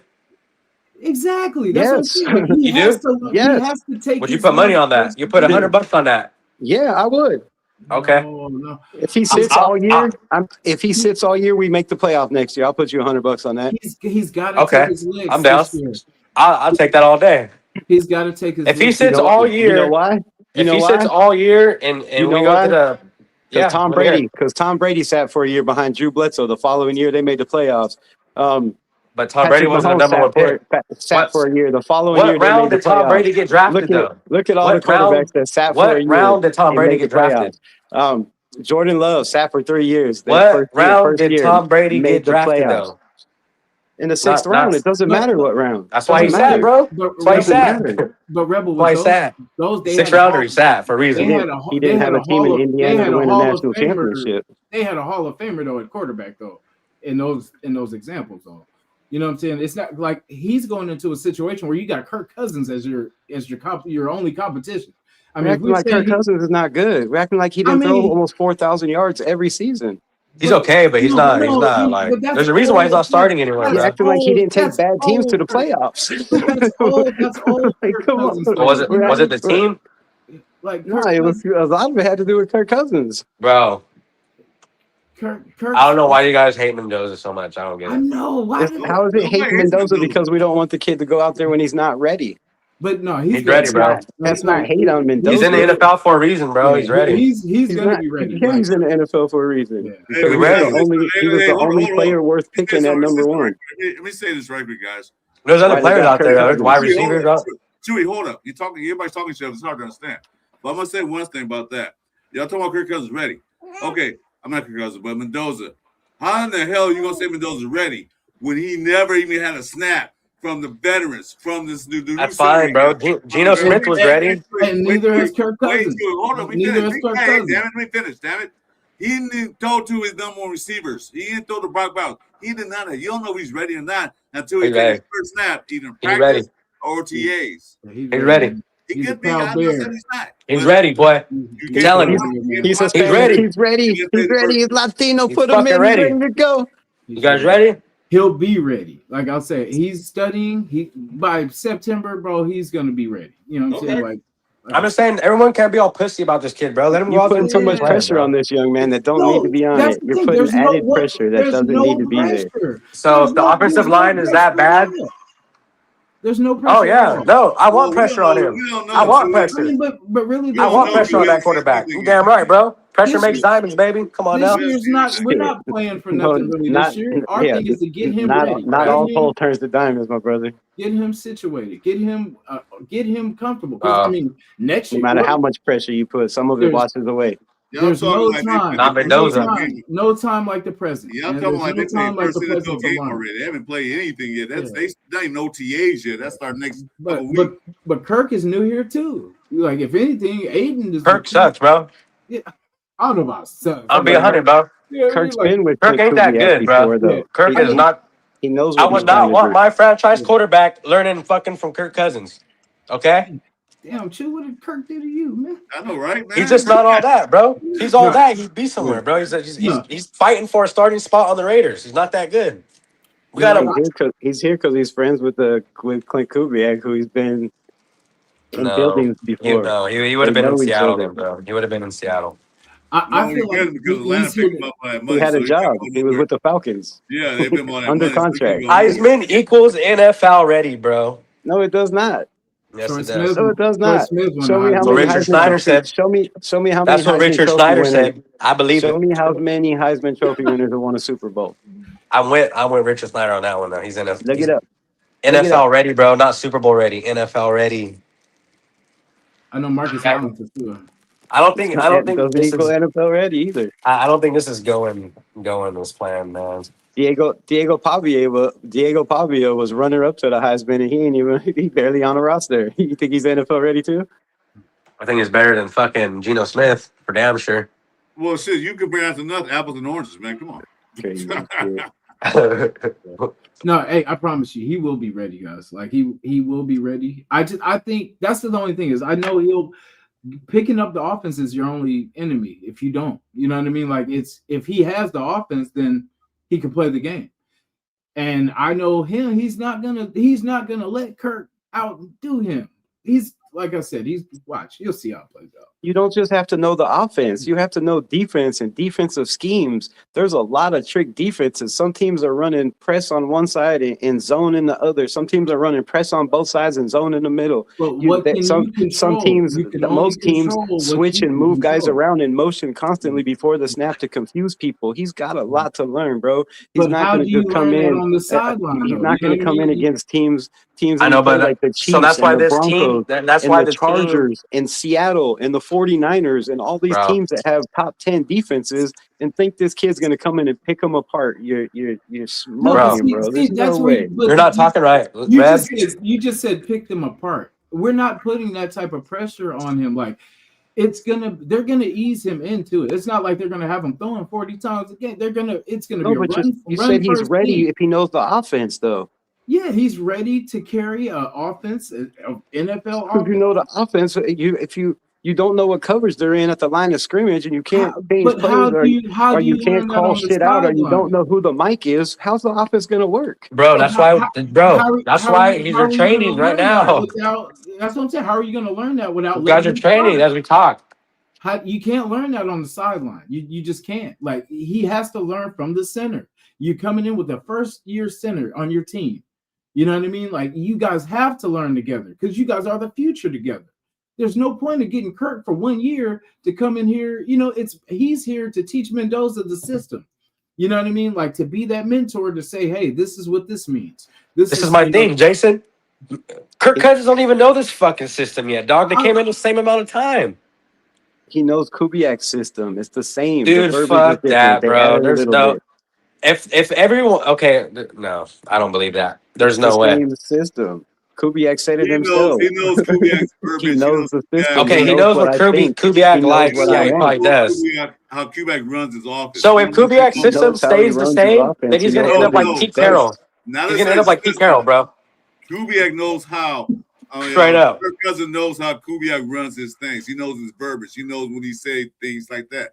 Mendoza don't know that yet. He can teach. And Jamal Adams knew Pete Carroll's defense. Wait a minute, Chuy. You're talking about defense. You're not a quarterback that runs the whole damn show on offense. You just said Mendoza had to know the defense to start, bro. What are you talking about? Y'all have a good night, bro. I gotta go. All right, man. Hey, keep Mendoza. Hey, see, truth hurts, man. Truth hurts. I feel I have confidence in him, man. Like I feel like he, you know, of course he's not gonna know everything, but how's he gonna learn anything if he's So somebody better clip that shit. Man, look. Because I mean, you're competing with AOC and Kirk Cousins. Like, are you really saying that Kirk Cousins really has 100% chance of starting? No. 75% of quarterbacks that are number one picks start. So I mean, he has a big chance to. Yo. Now, if he's successful or not, that's yet to be seen. But I'm pretty sure I'm pretty sure he's going to pick up this offense and he'll be fine. You know what I mean? It's not, but because that's the thing. If it's somebody else, yeah, I would probably worry. But like I say, he's smart enough to figure it out. He's going to learn it. I mean, Kirk is. I think I feel a little better about Chuy than because I feel like since Derek Carr, I know he did not just fucking leave because of that. Let me see you have to go. I don't know. Why'd he leave? You see you have to go. Do you hear him say, I got to go? He said, I ain't got time for this. Look. You talking, man. Anybody says Hey, I don't know. Fuck, Mendoza makes people mad, I guess, bro. I mean, I don't, because I've heard all the Mendoza like hate too, and it's crazy, man. Like, I don't know why the people. This is my thing, Jason. Yeah, I'm not gonna say one thing, bro, then back out on that shit, bro. Like, I really think Mendoza is that good. Yeah. And all the shit that I post and talk about, bro, like, I really believe that shit. So when someone comes on here and starts talking all this Mendoza shit, that's cool. I mean, you don't gotta like the guy, but why not start him? Yeah. That's what I'm trying to get to everyone. Like, if Kirk Cousins is that good, why isn't he on the fucking team starting? He's fighting for a starting position right now. He's not that good. Yeah. He's just a veteran who's been around, and he's. Sure, let me say something right quick, but don't interrupt me right quick. I'm gonna say this. All right, go ahead. The reason why Kirk Cousins wasn't started. He started in Minnesota and had some great years under Kubiak. Okay, He had okay years. Well, let me finish. But he wants more money. Minnesota wasn't going to give him a big contract, although he took him to the playoffs. He wasn't. Minnesota. So Atlanta said, "We'll give you this big $140 million contract." What are you going to do? I'm going to go play for Atlanta. Now, when he gets to Atlanta, they fucked him over because he knew he was going to be a starting quarterback. And what they do? Draft Penix. The Atlanta wasn't going to draft a quarterback. That pissed Kirk Cousins off. But why should? See, this is. No, I'm telling you. Motherfuckers be in their feelings too much, bro. Well, Chuy, I'm just telling you what happened, dude. I don't care about that shit. I know. Let me hear it. Yeah, I'm just telling you. I don't. That's their problem. I'm saying them. So he gets butthurt in Atlanta because they picked Penix, right? Yeah, and so he plays a few games, do well, then he gets hurt. The Penix come in there and sinks the bed up, so he has to go back in there. Then Atlanta said they wasn't going to honor his contract again. They were going to waive him. So where does he go? He finds out that Kubiak's going to be in L.A. In Vegas. He goes over. He comes over here. Not saying he's going to be the franchise quarterback moving forward. No, I don't expect him to be. I expect him to play well and do well if he's in there. Better than Geno Smith. I agree with that. If he doesn't, then put Ben Nelson in. Yeah, I'm good with that. Okay. I'm saying I don't know why a lot of people get so mad about it though. Because Chuy, last time we drafted a quarterback high up in the draft. Bro, that shit didn't come out of our pocket, bro. Who cares a fuck? Doesn't matter. But look what happened to quarterbacks we drafted in the past. All but Carr. And he can get us to the promised land. Connor Cook. After that, we took a old quarterbacks that passed their prime to try to rekindle their prime here at the Raiders. Well, we're talking Heisman winner though, bro. And the Raider Nation is sick of it. I know I speak myself, but I sure a lot of majority of Raiders are sick of it. So he finally drafted a quarterback. But you don't want to ruin him too early in his career because he's with us 5 years at least. So let's use him. And if he's not that's what I'm saying. There's no need to wait. But what pressure is ruining? Look, bro, if Tom Brady, Chris, if Tom Brady was our starting quarterback, if Patrick Mahomes was our starting quarterback, if guys like that were our starting quarterback, then cool. You know what I mean? Let the motherfucker sit. But we didn't draft him. You know what I mean? Like, if we have those guys, we'll need to draft a quarterback. Bro, I think he's going to be able to play better than Cousins, bro. But if we have those guys, we'll need to draft a quarterback. And if he's better than Cousins, he needs to start no matter what. I agree. What if Cousins stinks it up? You know what I mean? Like it's not saying that he's gonna be 10 games. And I'm not just riding Mendoza's cock, bro. I'm just being real, dude. Like, I agree. Why are you gonna draft this guy and then have him like we could have They already said in the press conference they're the best man that's going to play. So if it's Mendoza, then put him out there. The only thing Tom Brady says he don't like quarterbacks in their first year going out there. That's what he says, and everybody taking all out of context. Yeah, fuck Tom Brady when he says, bro. I don't believe that shit. Honestly. Because if he's the better man on that field, he should be playing no matter what. If he's better than that veteran. And they said okay, check this out. You got fucking Jacoby Brissett, and then you got Mendoza. Just because Jacoby Brissett's a vet, you're gonna play Jacoby Brissett?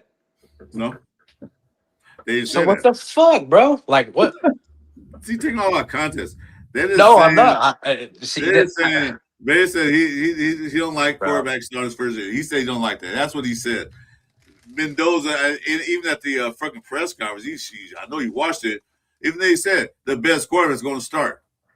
We don't know. We don't know what the offensive line will look like next year. We have no idea what's anything. We have Mendoza didn't even take snaps from the bench yet. He didn't throw to Brock Bowers. He didn't throw Brock Bowers like one ball in regular practice because they can't practice him yet till the OTA start. So we don't know how offensive line is going to play. We don't know how the running game is going to go. We don't know how anything's going to go yet until they get on the field. But Mendoza with the first team. Let them see how you work with the first team. Yeah, I'm good with that. Like I said, in the preseason, Mendoza should be out there more than Kirk Cousins because Kirk Cousins did the preseason. Put Kirk Cousins, Mendoza with the first unit in preseason. Not the second unit, the first unit. Yeah. No, I fuck with Reb, though. I mean, I was just pulling his tail a little bit, but I didn't mean from the lead and shit. Yeah, like I could see it go both ways, but I would like Mendoza just because the thing is when they say you don't want to rush him in, there is no rush. There's no rush. It's just get him in so he can learn. It's not about everybody else. This is the thing too, guys, is we just spent the bag on our center, and he's one of the top dogs. We know JPJ, if he's fully committed at guard, bro, he could really do some damage. Okay, you got these other guys. You just got Trey Zoom that they like. To me, I didn't agree with that pick, but now you know what I mean. It is what it is. So like they're investing behind Mendoza. It might not be, you know what I mean, like for a second round offensive lineman, but they've acquired enough linemen, and I feel like the rookies from last year will be able to hold the line sustainably, bro, for Mendoza. We don't need the top. Like, if you have a smart quarterback, bro, you know what I mean? You got to have a good line, but, I mean, we don't need fucking 5 Trent Williams out there, you know what I mean? You don't need all that.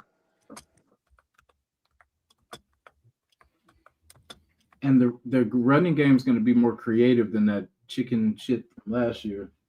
You know what I mean? Like, it's going to... Yeah, I mean, bro, we got Himby, bro. We got, like, you know what I mean? We still got some guys. I admit, though, this Raider roster, what Spike Tech is building, looks a lot better than we had in the past few years. Because, like I said, we're not going to a used car lot to get guys. We're going to the brand new car lot. I want this car. We're getting guys. We're getting guys that fit the system that Q-Back's going to run. You know, the last year, I don't know what that cluster fuck was, but like I said, I was trying to explain to Jason. You're talking about the offensive line. The offensive line was shit, even though Cole Miller and JP James in there. It still was shit. And they were shit even after because we got a backup. Now we got guys in there. They got backups. They got a lot of they brought a lot of offensive line guys in this year, and they're gonna compete for that rotation period. I'm glad because Cole Miller will be out by week 10. We didn't have it last year. We signed Copper. Ooh, the worst offensive lineman in history. Forsyth. We had Parham on the team at the time. We had guys that suck. Like I said, I was watching a game where Parham is standing not blocking anybody. I said, damn, put a body on somebody. Just don't stand there. You're just standing like, dude, what do I do? Where do I go? So we'll see. We'll see. We're arguing about something that we don't know yet until we see them in OTAs and in the preseason. We don't know shit now. We speculate. No, I know. No, it's fine. No, he. I'm just saying, bro. Like, if that's the case, if everyone's scared to rush him, then fucking you should just sign Carson Beck. That part. Carson Beck has a lot of starts in college, bro. If you want to develop somebody. Yeah, he's been in college 6 years. Yeah, you should have a lot of starts. You know what I mean? Like, dude, like I just don't get it. Like, motherfucker, he just won the Heisman. He's not That's what I'm saying. Everyone's scared, I think, because he's not like the shiniest tool. Yeah, he's new, but like he's not the Patrick Mahomes kind of guy. You know what I mean? He's that boring fucking Eli Manning fucking. You know what I mean? He's boring, bro. That's just what it is. I would take Bourne if we win fucking games with him. Okay. I'm down. I'm with that. Yeah, he's a gamer. He's not gonna wow you with all Well, the. But well, he he's, did good. He was at that school up north, that Cal Berkeley, wherever that is. He was playing up there, and they weren't that good. But yeah, he managed to. No, they wasn't that good. He managed to win some games with those guys. He had an all-star. Even Indiana, they had no 4-star recruits on Indiana. Come on, dude. I couldn't even argue. I was like, hey. But that's all I had. How many rushing yards did Hemi get last year? Yeah. Oh no, but they had what's his name? He had Jay Knott before he went to Hemi had 1,000 yards last year. Both of them had 1,000 yards. Hemi did? Hemi and Black had 1,000 yards each. You know who did that too? What? Oh my god, that's what I'm saying, bro.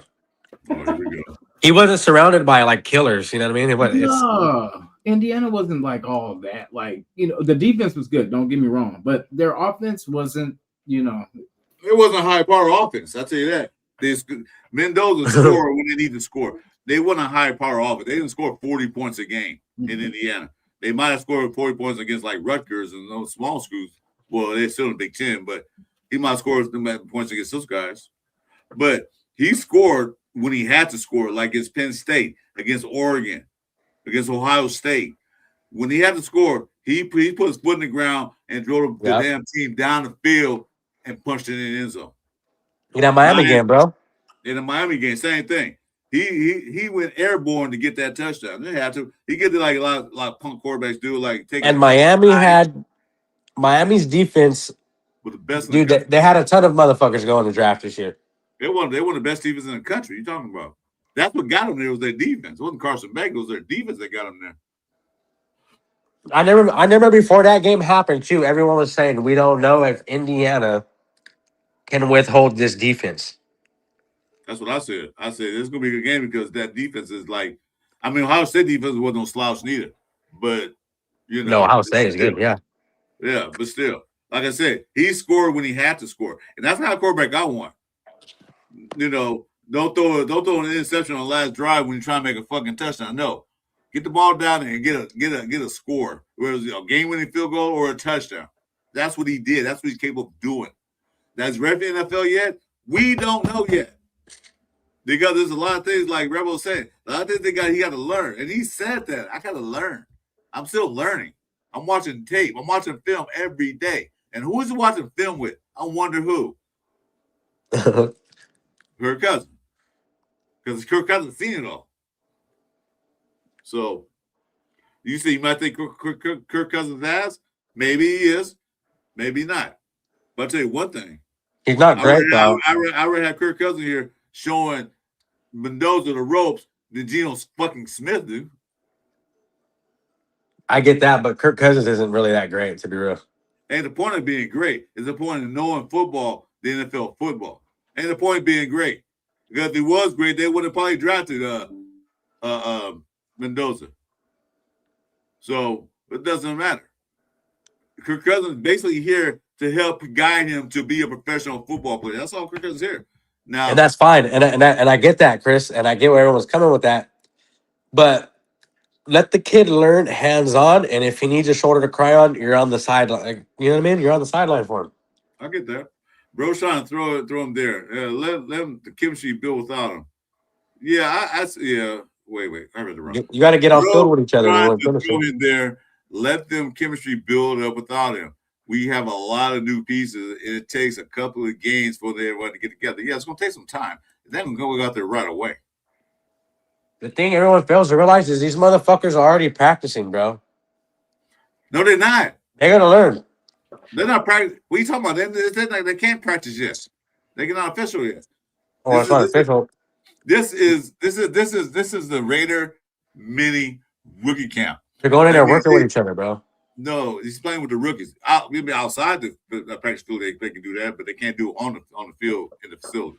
They can practice in a parking lot somewhere like at Walmart, but they can't do that in the field. See, Kirk Cousins has more playoff wins than every single quarterback we had since Rich Gannon. Yeah. Well, that's not saying much. Yeah, I was gonna say just one. It's just one. Yeah, that's saying much. I think it's 2. So why is he competing for a starting job if he's that good? That's what you do in football. You Yeah. compete anyway. We're number one now. You still compete. Yeah, I don't know. You mean to tell me that? I'm gonna go to Kansas City example. You mean to tell me that they get a bad quarterback? You mean to tell me the quarterback's not competing to beat Mahomes?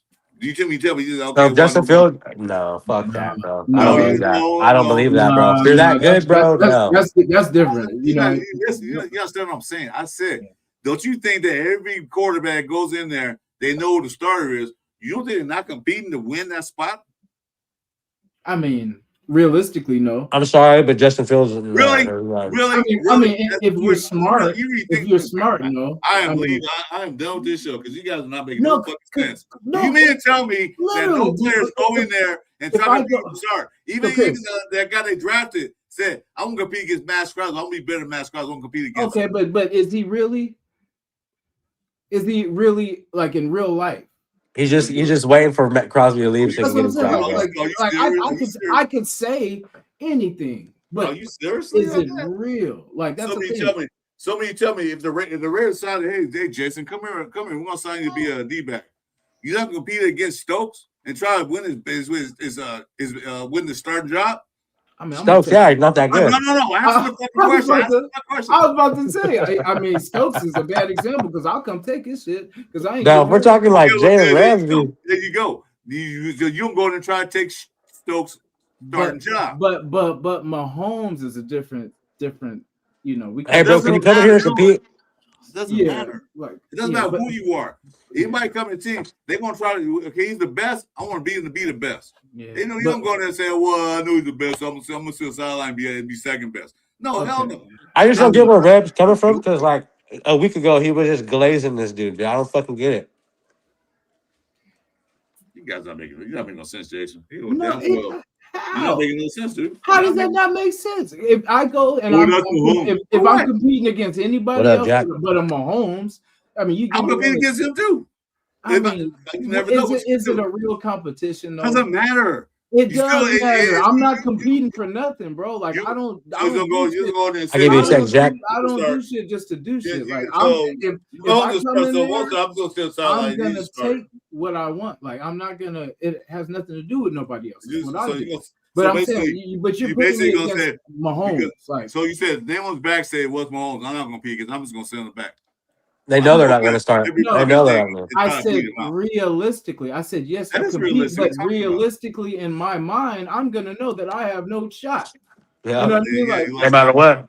I'm Unless he gonna goes down. compete. I'm good, exactly. Unless he breaks his leg. You But I'm saying like that means no, you're not true. You're not true no. competitive. Listen, did I say I wasn't gonna compete?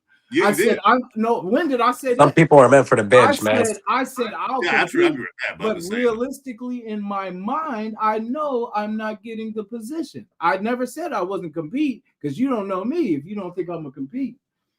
You know what I mean? Like I'm saying, I'm not. So if you go in there, you're gonna beat him out, Chris. That's what I you're just gonna saying. be I'm sure I'm trying my ass off too. Okay, but what are you trying for? You're not gonna beat him. You don't even. You don't believe you're know. gonna You beat don't him know out. that. You don't know. At that point, you're just there to learn, though. You just said you're not gonna beat him out. So I mean, basically, I didn't say that. I didn't say that. You said no. I didn't say I said, "Are you going to beat him out?" You said, "No," but I'm going to. No, I didn't I know. said the same thing I said, but I know I'm not. Probably not. gonna But I'm beat not gonna start competing against him.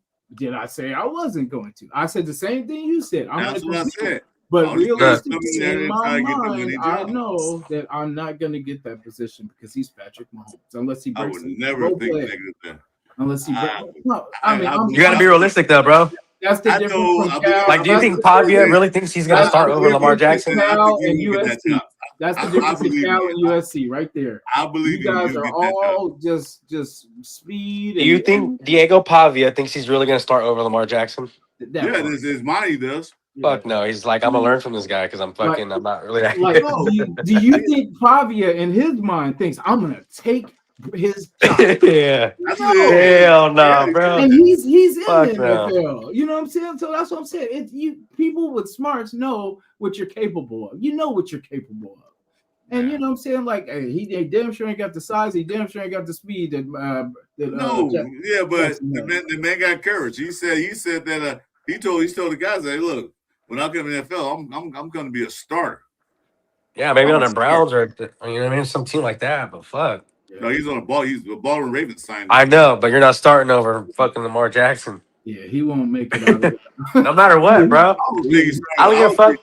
If don't Lamar think he's- threw 20 picks in off season, dog, I don't give a fuck. He's not gonna I start. don't think he's starting on the second string guy. I don't know whoever that may be. Probably what's Jacoby Brissett. no, what's his name? He Yes, came back. The one from there was his backup number 2. That was years ago, and then he what was it? Shit, I forget his damn name, but can't even think of it. But yeah, he was his backup a couple years ago. Then he went somewhere else, and then he just came back. Hey Jack, I'm gonna boot you out of here in 5 seconds, dude. How dare you say I'm fucking everybody? He said Chris Ford. Now, I mean, we don't know who's going to be right. I feel like Chuy with Just take the shot. He might as well learn now because what's waiting a year? What are you gonna? Why slow the learn to next year? Why not do it now? I'm not saying sit in the year neither. I'm not saying the whole year. I said that makes no sense neither. Not the whole year. I was saying that you should get in there with the ones and learn the shit now. I'm not saying the first game, maybe the fourth game, maybe the third game. I don't know, but I'm just saying though, you got to learn. You got to take his lumps, you know, and learn. Got to get hit in the mouth a couple of times. Like, you know what, I ain't doing that shit again. So yeah, you got to learn. But I wasn't saying what Brady said. I'm gonna throw him out there his first year. Yeah, that's what Brady said. I'm not saying that. He is. Yeah. But we don't. Then Mendoza's built like that. He's a beast. He will take what's his, and he is our future. Kirk is not. I'm sorry, but Kirk. You know, I feel like Kirk's a good backup because, like I said, if something happens to Mendoza, then he can pretty much carry the. You know, pick up the pieces pretty much. Just saying, like, if we're not gonna win shit anyway, just start him, bro. I mean, exactly. That's what I'm saying. If there's no pressure anyway, why don't we just? I'm saying, like, no one's really tripping. Yeah, we know damn well we ain't going to the playoffs this year. We all know that. Like, and if you don't, I'm sorry, but we're not, and we're just because this team, like Chris was saying, great point he made is that this team is all gelling together. They're all just getting here. This is a damn near new team except for Max and the kickers. And a few other players, and the punter. No, even the kickers new, dog. We got Tokyo Toe. Tokyo Toe. Yeah, so it's like everybody's learning. So why stop his growth and because it's not like, okay, we're starting Kirk to get to the playoffs. You know what I mean? No, that's not. We're not in that Pete Carroll win now mode. Yeah, we're not in that mode.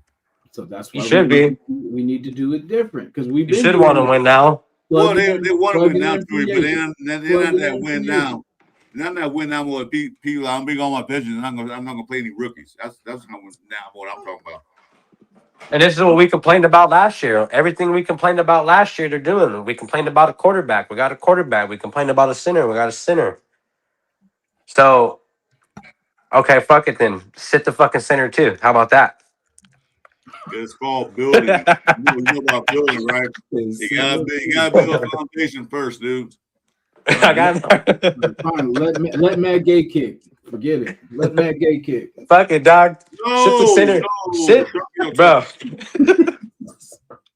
No, we just playing Chris. It's all good. Nah, but this is what I'm getting at. Like, if you're gonna sit Mendoza, then just sit the center and let them learn together on the bench. Fuck it.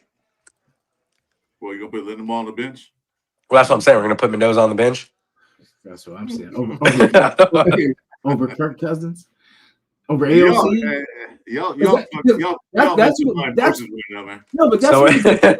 That's when it gets crazier when they say, okay, if Kirk Cousins messes up, we can just put AOC in. Like, what? How are we gonna skip over and go to AOC? If AOC was that, they would have been like, we don't need Mendoza. We got AOC.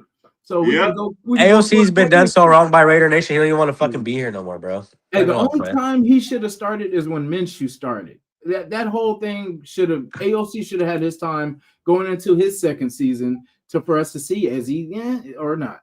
But instead, we got the Minshew shit show. And then the Geno shit show. And it's going to be the Kurt shit show.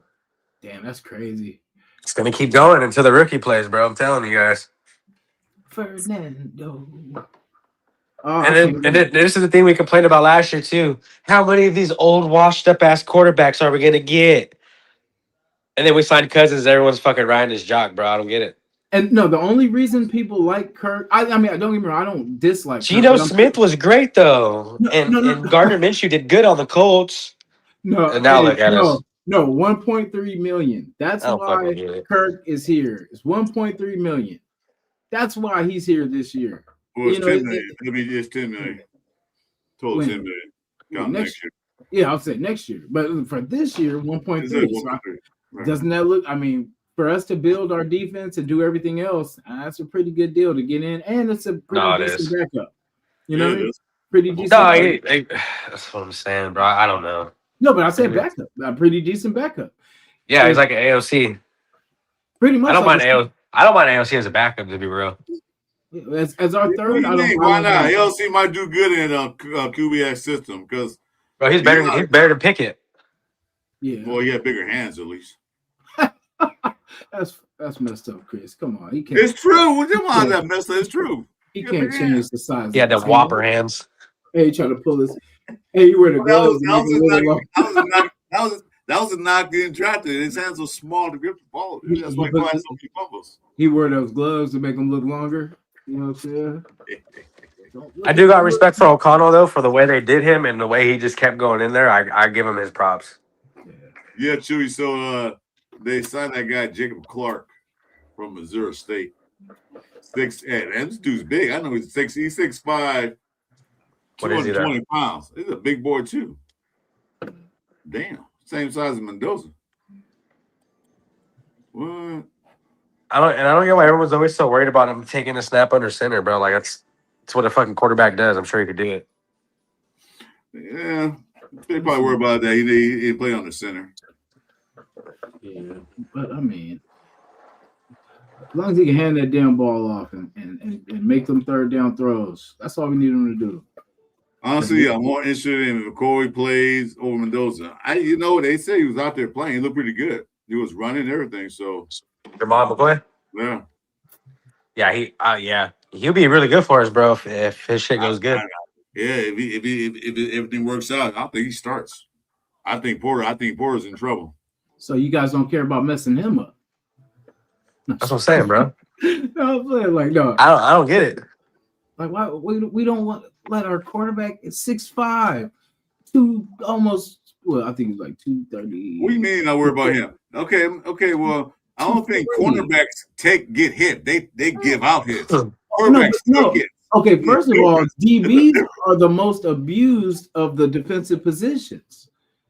You know what I mean? Because wide receivers are hard. You know what I mean? You don't know what the hell wide receivers. Well, that's fine. We understand the different positions, but I'm talking about they don't get hit by 300-pound guys. Quarterbacks do. So yeah, but I mean, you gotta because he can't run from it forever. Next year, you're gonna have to see the same, you know. And it's better for him to get the game speed now. Like, get by 300 guys. If he I just feel like, when can you plug Kirk or when can you pull Kirk? Say he starts out hot, you know, like 3-1 or something, like, you know. They wouldn't. Then it's gonna be like, oh shit, we can't stop him from, you know. And then say if he loses, I don't know. We're all talking hypotheticals and all this stuff too, but like I said, he's gonna start. That's what it is. He's a Cal kid, you know, went to Indiana, won the national championship. That's a start. But I think Mendoza taking a snap under center is the least of his fucking worries. Like, I'm sure, like, dude, how long has he been playing quarterback? You're telling me he's never took a fucking snap under center? No, we took most of the snaps on the shotgun, so that's fine. He's 6'6", bro. He could, in shotgun, he could see everything. Yeah. Motherfucker, 6'6". Yeah, like Jack said earlier, you know what? It doesn't matter because a lot of college quarterbacks play 90% on the shotgun. So it's not he's not like the only. We need boy Carson Beck played more shotgun and all that stuff. So it's not like he's the only one that did it. I'm sure they play. Now, when he played high school in Pop Warner, I'm sure he was under center. So it won't be his first time playing under center. He just don't play that much under center in college last few years. Yeah. But that's the only thing he's working on. He's working on getting the timing right and everything. So that's what I'm saying. Knowing how he is, he's already working on that. Yes, he's working in a hotel room. Yeah, that's what I'm saying. That's how I know he's going to start. Because like I said, every opportunity he's taken. You know what I mean? Like, he's not going to give up. You guys are going to see that we got a dog. Good. And like I said, it won't be like a told you so moment because I'm going to just be happy that we're winning. Oh, yeah. You Oh, no. Oh, no. Everyone who said trade back, I'm on your neck, boy. All that trade back shit, I'm on everybody's neck. You said, watch. I'm banking on Mendoza this year. I know. I want him to do well, man, because if he does well, we do well. You know what I'm saying? That's what and we can't hide from it. We got to see it. You know what I mean? All I'm saying is, bro, whoever voted for that trade back shit, you're getting an at in my fucking YouTube video, bro. Oh, I know a few guys, but I ain't gonna. I'm on next, baby. I can't wait till his first rushing touchdown. I just can't wait to see it. Who's us? Who? Mendoza. Mr. Mendoza. Mr. Mendoza. Mendoza. That guy over there. It's Mendoza, baby. Yeah, everything's coming together though. Like I said, it's not just him. It's just everything's coming together at the right time, and he will be fine. That's what I'm saying. It's not like Cousins has been here the last 4 years or 2 years. Like, these guys are both coming in same. You know what I mean? Yeah. Don't get me wrong. I like Kirk as a person. Like I like what he's been, kind of saying, like when he came and stuff like that. I like that he's not really just saying that he's this automatic starter, because I thought that's what he was going to come in pretty much trying to, cement himself. But he's saying like, and I'm pretty sure that was explained to him, because I don't think so with the situation. This is why I say Mendoza starts too. With the situations like you guys brought up with Seattle and the Vikings, he pretty much came from situations where they drafted a kid to replace him. So, Kirk Cousins. No, he go. He went to. He started RG3 in Washington, then he went to Minnesota. Oh yeah, but I'm talking about like his last couple gigs. Like he came to Seattle because they drafted what's his name? McCarthy. He's just there just in case, bro. If You said Minnesota. You keep saying Seattle. It's Minnesota. No, but Minnesota. No, I said he came from he went to Seattle because they drafted McCarthy at Minnesota. He went to Seattle. Oh, Sam Darnold. I'm sorry. He's talking about Sam Darnold. Yeah. No, yeah. that's not Kirk Cousins. Kirk Cousins went to Seattle. What are you talking about? I mean, that's Seattle. From Minnesota to Atlanta. The Falcons. Because they drafted McCarthy, and then when he went to Atlanta, they drafted fuck that trade back shit, bro. When Mendoza's bombing that shit, you're gonna be eating your words, buddy. So why would Kirk go to another opportunity that he knows we have a new quarterback that's going to basically be the quarterback next year, guaranteed next year? Because they already told what they're going to do. They already said they don't. No. I feel like that would be the reason for him not to come. Trading back is not nice. I feel like he's going to just do his opportunity as a backup mentor and then go somewhere else next year and try to salvage, whatever career he has left. But I feel like he's only here as a mentor role. I don't really see him for 1.3. Are you going to risk you getting a multi-year contract? Kirk Cousins ain't worried about training him. He's worried about getting paid another year. Yeah, that's what I'm saying. Like he's trying to get his next contract. Like, and 1.3 million, that's not enough for me to break my back. You know what I'm saying? He ain't worried about it. Yeah, you know what I'm saying? If I'm not guaranteed here next year, I'm not breaking my back. But if I have an opportunity, because I mean, what opportunity are you going to have here the first year? You know what I mean? Because Lunatic, are you going to Bakersfield, man? Because I don't know. What up, Lou? You going to Bakersfield, Lou? Lunatic. I can't wait to meet you up to see you. The Lunatic Raider is in the building. I get that. But like I said, here's the situation. So 1.3 now, he'll get the rest of $10 million next year. Now, if they don't, if Are we they gonna have pay that, him to back wait a up minute, Mendoza next year? hold Let's on, just make it easy and get him injured. Fuck it. hold on, man. I'm gonna tell you something. Listen very carefully. Now, after March 5th, if the Raiders don't keep him on the roster, they have to pay him $60 million. No, you think that's gonna happen? Oh, I'm cutting his No. ass. That's what I'm saying. There's no point of having of even Hell to have, no. there's Fuck no point that. even Get the hell out of teetering here. because our cheap ass Raiders aren't going for that. Unless- If you know this unless- franchise like we do, Only they're not- way they'll do that is Kirk Cousins is playing the whole year. We get to the playoffs, get to almost to the Super Bowl. Yeah, they might, but I doubt it. No, that's that pressure. That's what I say. We start with this shit again. Realistically, Chris, how are we going to improve from a 2-win? So I'm gonna say 2-win team, a 2-win team to a playoff team. It With happens. what? No, yeah, it happens to teams that with miracles. But The only way that happens is if you They do fucking the start right- Mendoza. that are smart franchises. We haven't been that, and we Well, I understand. But like I said, though, you don't know what's going to happen this year because everything is new. But see, that's the people that want Kirk Cousins to start is the ones that want to just go. No, There's let's no get our opportunity for future. Cousins anywhere in the team that could go to start or in a quarterback running. Will be in the running for next year. Yeah, that's next year. Everybody will run next year's draft. Who said those quarterbacks any good? We don't know. Yeah. They might stick years anyway. Like Drew Allard, supposed to be like one of the top quarterbacks in the nation. See, look, that's what I'm saying, bro. And then, There is nowhere for Cousins to be, dog. And that's why his bum ass is over here trying to fight for a either starting way, role. He's trying to fight for a starting role against a rookie who hasn't even proved himself. So how good is this guy really? You guys trust Kirk Cousins training your quarterback? As much you hate Cousins, who else would you have here? What other Man. quarterback would you assign in the free agent market? It wasn't really Look, that Chris, much. what I'm saying, we were all crying last year. Quit signing these fucking retiring ass quarterbacks, and we keep doing it, thinking it's gonna change. It's not gonna change, bro. It's not.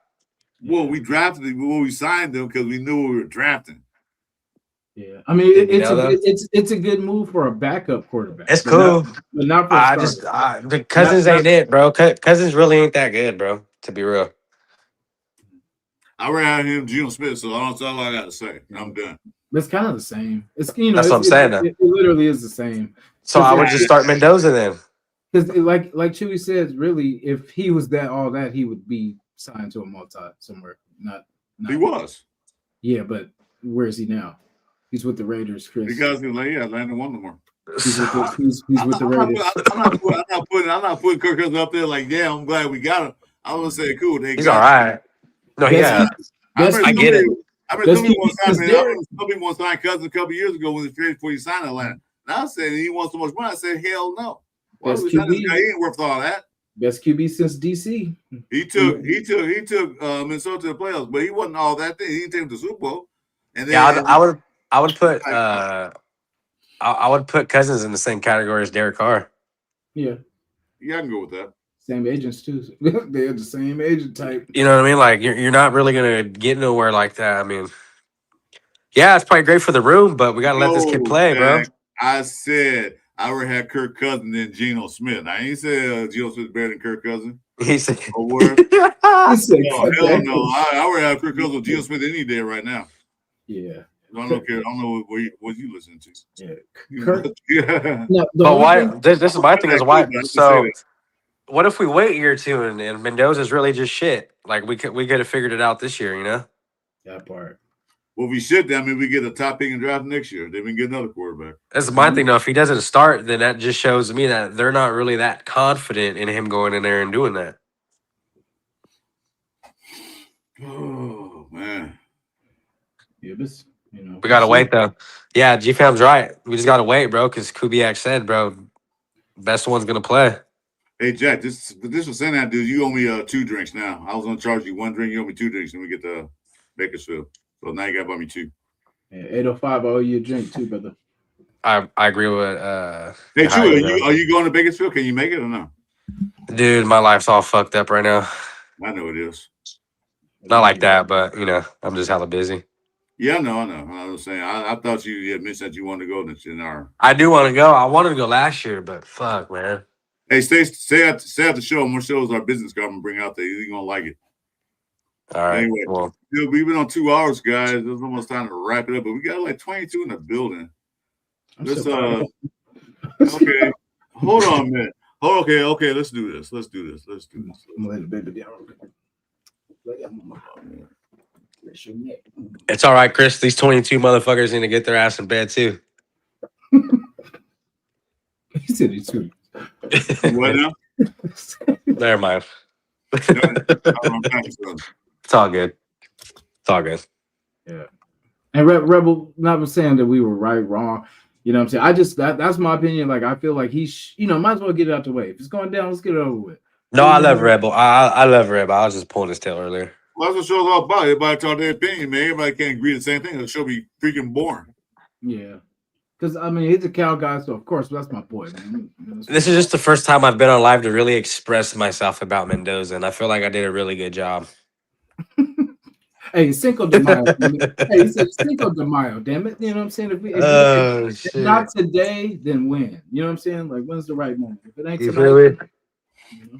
I never really got to talk to anybody about this, and I feel like I really let it all out, you know? I never really knew my father, man. You know what I'm saying? Like, no. Oh, sorry. That's a separate issue. You didn't do your father. Yeah, I mean, Oh, shit. Pops went to get milk, never came back. Yeah. No, Pop didn't. No, Pop said no, I ain't get milk. Pop said no, I'm out of here. He dropped the milk and was out. No, my miss. Look at 805. that. Do you want Mendoza to start day one? 100% said no already. Well, That's crazy. What? Why not? No, but that's that's where we get into. You know what? We get into that where we want. Don't start, guys. I'm gonna start tripping. I'm gonna start tripping. Only one person voted. Wait a minute. We gotta slow down. I'm gonna have a one-on-one intervention with everyone who votes no on that motherfucker. Well, only one person voted, man. So wait. So drop it down in the comment, your name, and let's set up an intervention. What you gonna do, Chuy?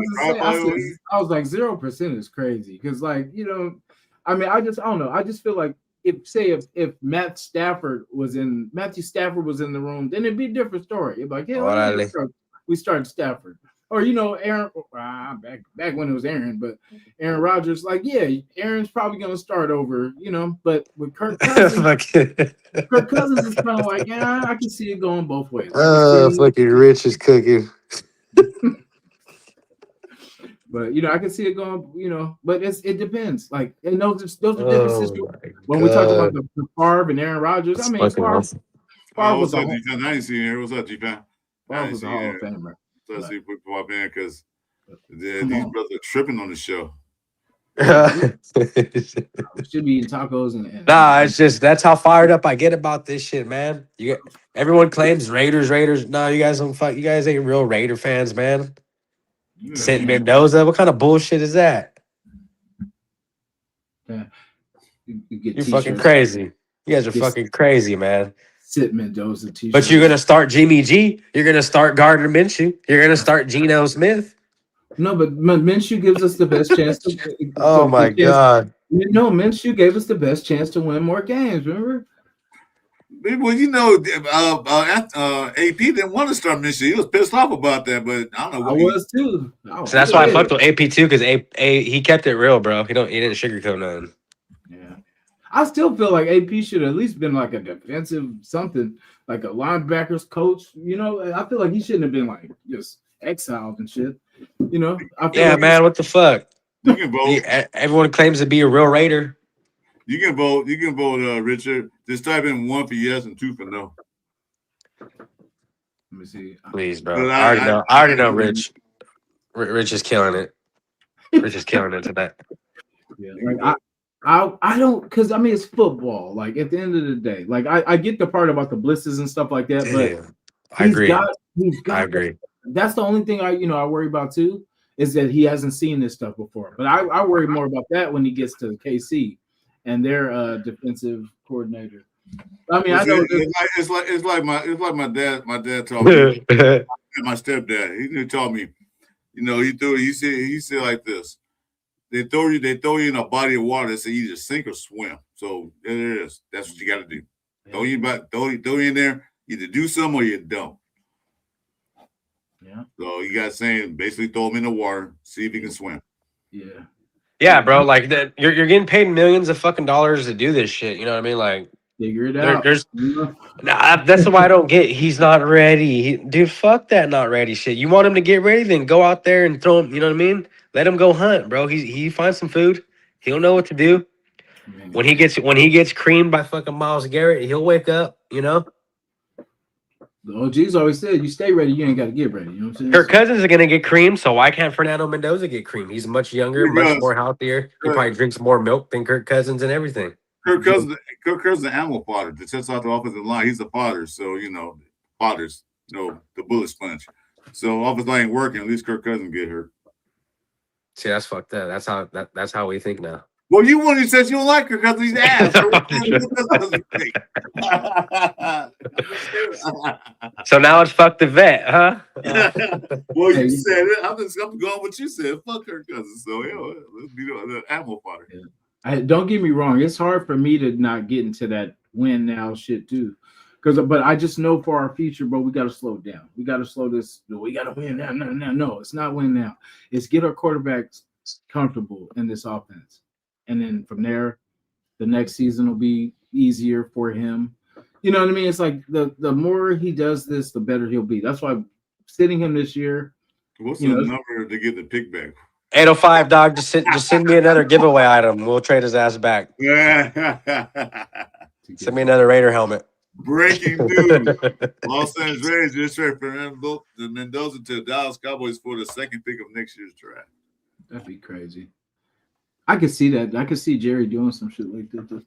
What? We're gonna trade Mendoza for the second year next year? No, I was hoping that he would take Aiden O'Connell. I don't know why I thought Jerry liked Aiden O'Connell, but he didn't. No, if Aiden O'Connell go anywhere, he's going to New England. He's gonna be with his boy. McDermott. Because you know what? Because McDowell might be the next head coach in New England. The way things going, homeboy, and them around the reporters. Shit, what are they talking? Yeah, that's crazy. That's why they wasn't winning Super Bowls. He was too busy up there doing little extras. He's been tapping that girl for 6 years now. Oh fuck, bro! He's been tapping that for 6 years. That's why at least that we know. They couldn't get that line off Drake May's ass. Yeah, because he was too busy on that name. All right. Oh. Hey, Stuart. Hey, Stuart. I said, the show. I got to show the cards I made for a thing for a Baker show. So sad the show. Could have our dog back on here too, man. Yeah, well, I'm gonna cut out of here, man. It's been 2 hours. You guys gave me a headache. My bad. Nah, I got no headache. I just hope he starts and then that way we were right. You know what I'm saying? At the end of the day, aren't you? I just hope he starts and then that way we were right. Well, Chuy and Richards is the same boat. Mendoza should start. He should. All in favor? Well, he will eventually. It might not be game one, but he eventually will start. Yeah. Might not be game one, but Yeah. We'll see how it goes. Well, we got to see this. First, they got to go on OTAs. They got to go to they got to see the schedule. You got to see a lot of things. A lot of things got to happen because like I said, he hasn't even played with the starters yet. I mean, not the guys from last year, the vets. He hasn't threw a ball to Brock Bowers yet. He hasn't threw a ball to none of the guys. He hasn't handed it off to Genty yet on practice field. Now, outside the field, outside there, maybe I don't know if you have or not. So, quick question. Say Kirk, say like next week or whenever they start practicing, whatever. Say Kirk Cousins gets injured, like Achilles, some long term. Do they bring in another quarterback, or do they just say, you know what, we're just rolling with Mendoza and AOC?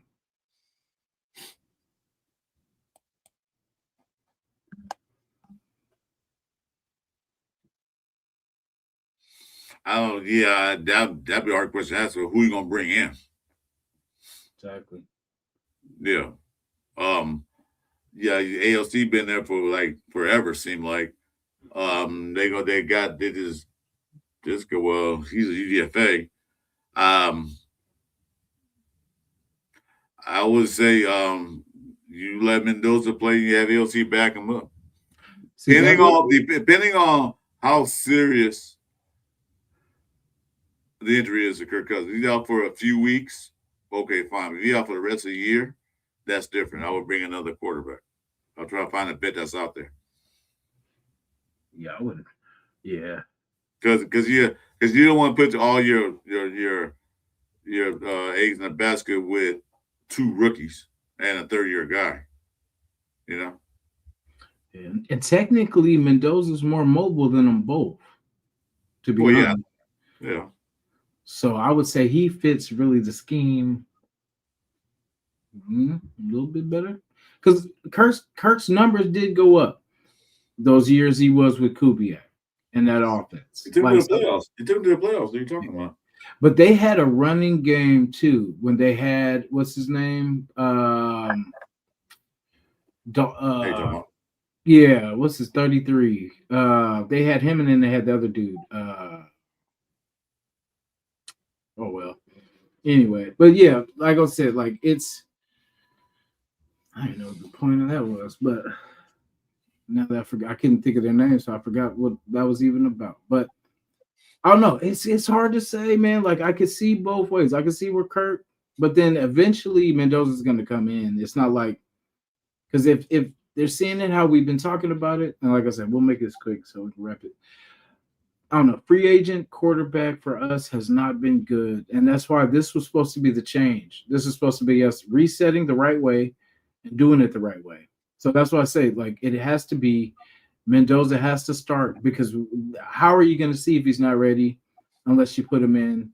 And you never know, he might shine. You know, I mean, that's the thing. You can't steal the moment away from him and not give him the opportunity to prove people wrong. I don't get it. Go ahead, Jack. This will be a fun debate in Bakersfield, Mendoza and Chris Ford. Who starts? Okay, I don't get it. I'm not against Mendoza starting right away, and whatever. It's like my thing is this: I don't know nothing yet until I see what's on the field and eating OTAs and practicing not spring training, but preseason. I don't know what we got out there. I don't know if offensive line is good enough to protect Mendoza or Kirk Cousins or Jacobs or AOC. I don't know if they can open holes up for Wright, Genty, and hopefully Hemby. I don't know none of that. We haven't seen anything yet. Although we got one of the best centers in the league, don't mean anything. We got JPJ, don't mean anything. Cole Miller, don't mean anything. We got some guys.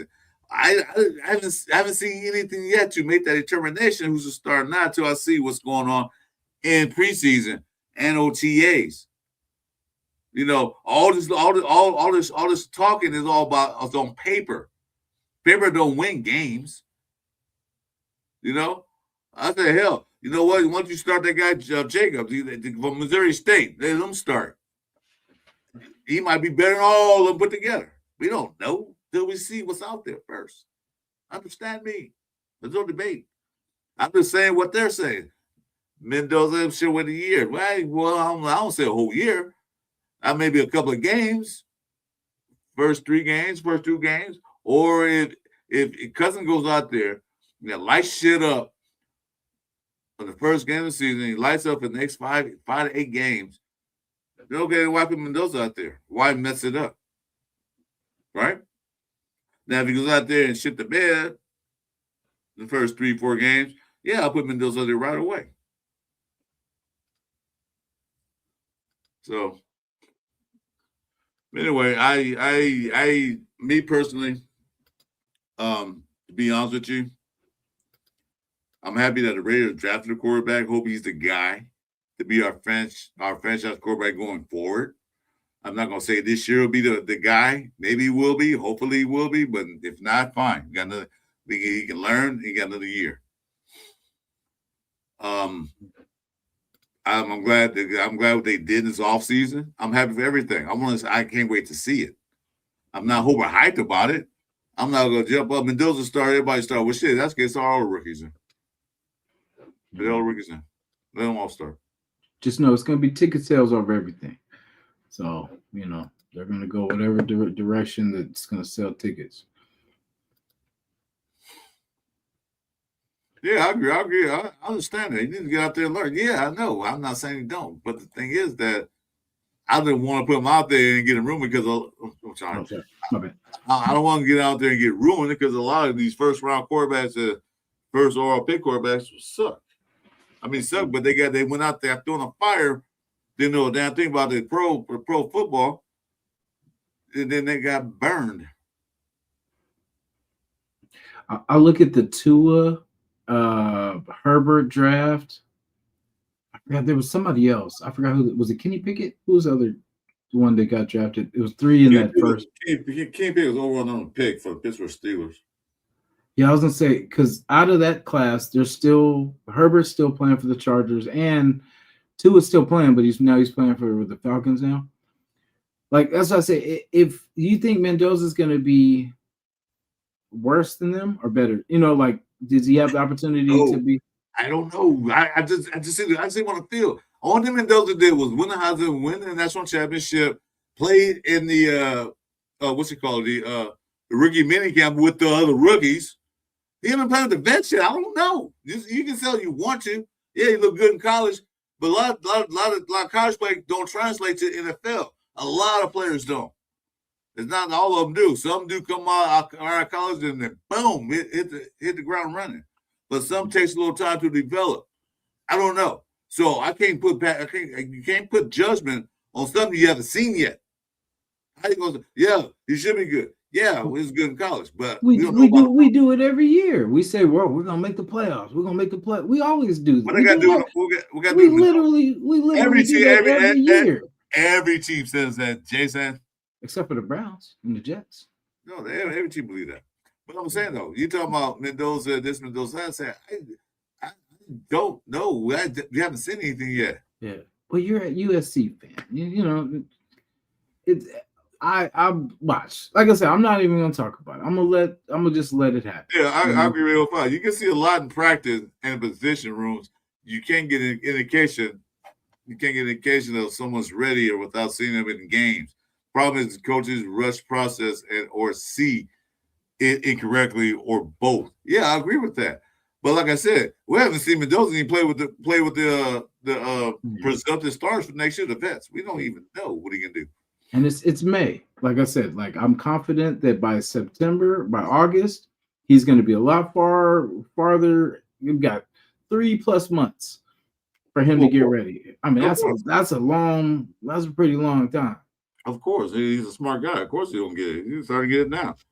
Yeah, he'll be fine. Like I said, he's gonna be ready. By that time, he'll be ready. There's no reason to rush. And then, like I said, when we say ready, what are we ready for? This first year is a freebie. So, like I said, all we're doing is getting this team gelling together. So next year we can hit it hard, and you know what I'm saying, be a real competitive team. This year is unless we're a miracle team that just came together one year and just did what no other team could do, then cool. I would love that too. But realistically, in my mind, I would see this year as just being kind of a team where it's a wash, pretty much. You know what I mean? It's him getting because Kubiak doesn't even know who he wants on this team going forward. So this year he's already made his, cuts, but we're going to know who he wants on this roster after the year is done. He's going to know who's bums and who's not. He gonna learn that doing OTAs. You gonna see. Yeah, but games are going to play out, and you're going to see, oh, this guy's not him. Okay. Next year we're going to have to get somebody to replace this guy. And that's why I drafted a lot of rotational pieces and backups, because I say, if you can't cut, this other guy will. That's why I did that. The Raiders haven't done that. They didn't do anything for offensive line last year. Yeah. They did somewhat on the defense. Not much. But this year they went all out and went and got guys that said, you know what? Spot saw the deficiency what we had. So yeah, we're gonna get some guys in here. And they all gonna beat. Anyway, Jack, so you said that he's bringing what now? 2 bottles of Jameson. I know you love whiskey. Now I don't like Jameson, but I'm in the same hotel you guys are in. So, like I said, we'll see. I'm a Jack Daniel man, but I haven't been drinking whiskey in a while. I mean, a long time. So we'll see. But anyway, so that was a tyrant. This is a tyrant show. I love it. we'll need most of the preseason to really know how Mendoza transitions to NFL. Hey, exactly. And that's what I said, AO5. I know preseason, they're going to put him out there, of course. Everybody's going to go out there. That's who left on the team. I'm just wondering if they're going to run with the ones or the twos. I say run with the ones because Kirk Cousins really don't need preseason. He maybe go out there for a couple of plays here and there. But I say Mendoza should run with the ones on the first go, so he can get a custom feel. If he's going to start, he got to run with the ones. Okay, am I right or wrong?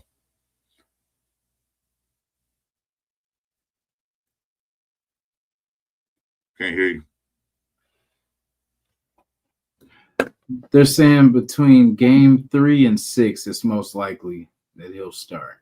I can go for that. It don't matter. It don't matter when he's. He can start the second half of the first game of the season. That's fine, whatever.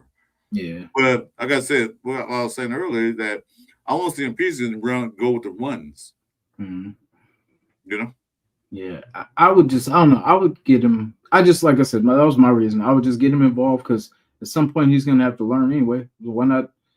Take those lumps, man. And plus, it's a man's game, man. Like, it's not for the timid. It's not for you're either a dog or you're, just another guy.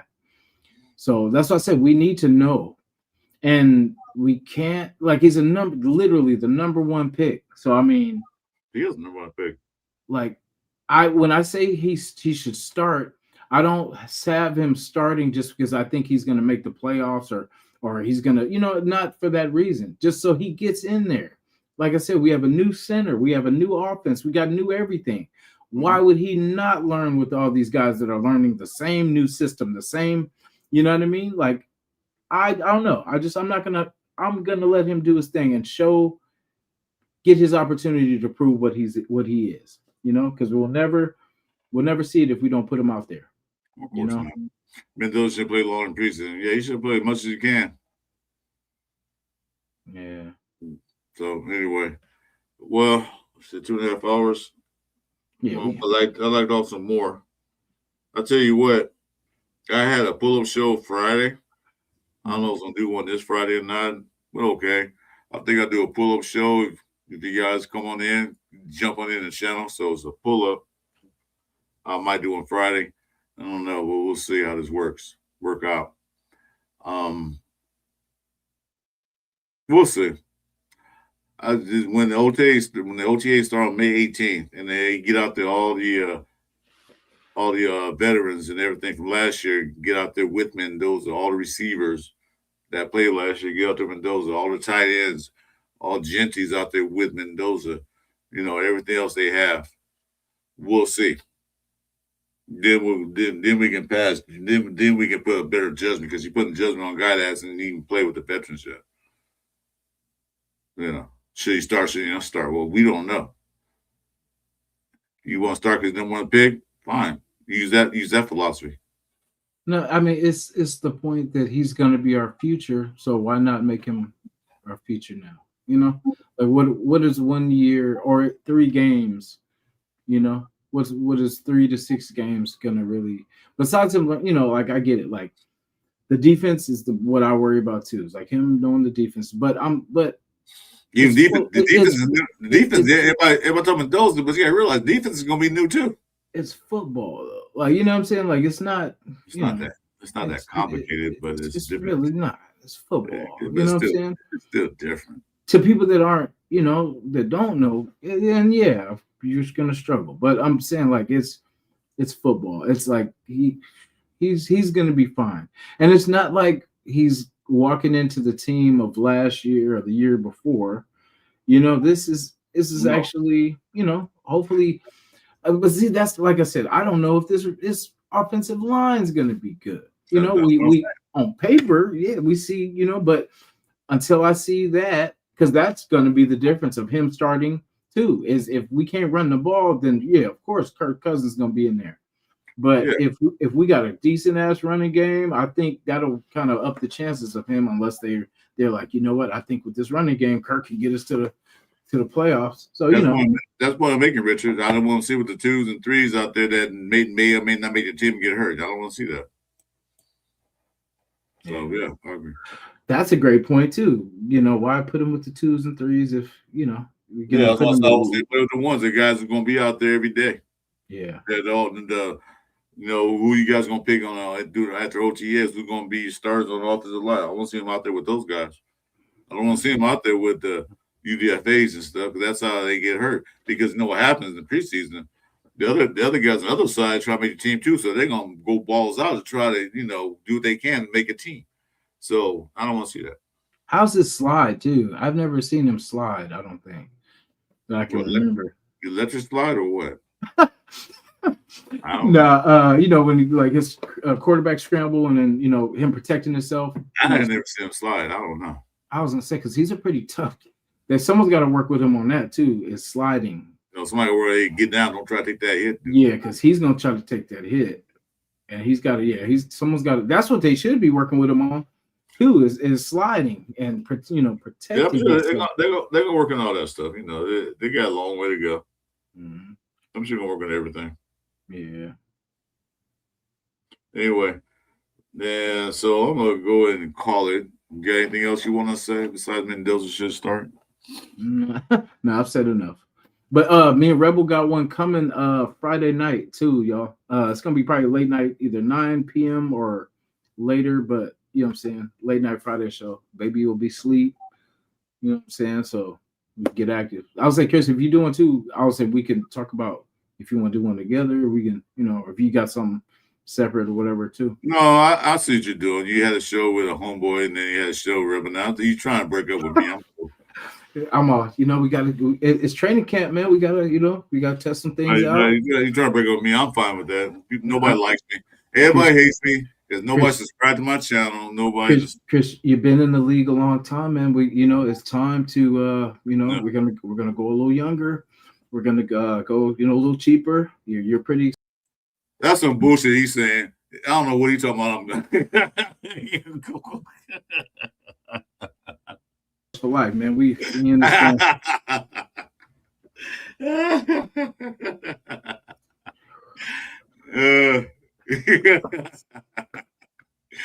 Anyway, guys. We're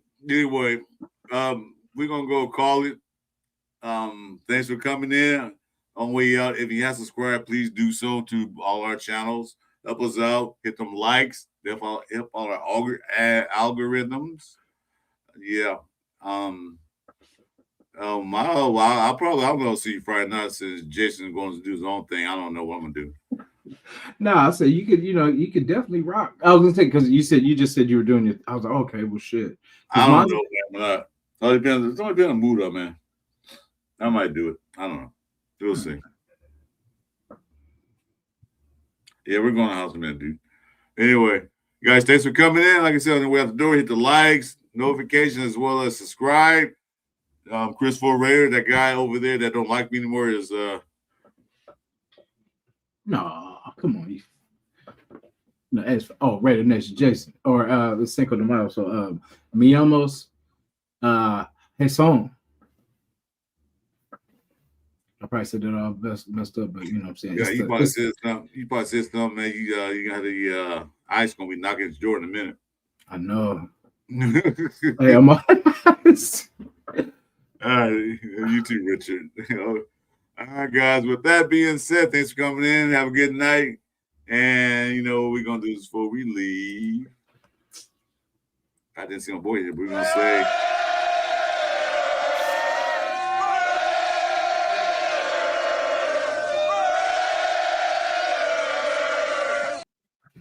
For life. Good night, guys. Let's go. Raiders. Raider Nation Jasin. Chris Raiders. Chuy and this the Cover 3 show. Raider Nation Jasin. Chris Raiders. Chuy and this the Cover 3 show.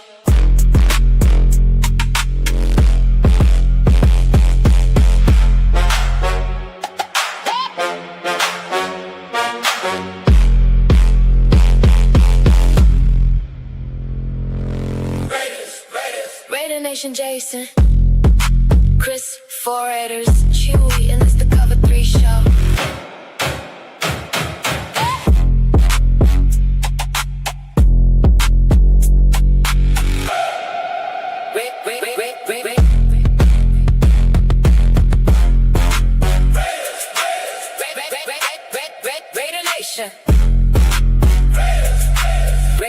Raiders, Raiders, Raiders, Raiders.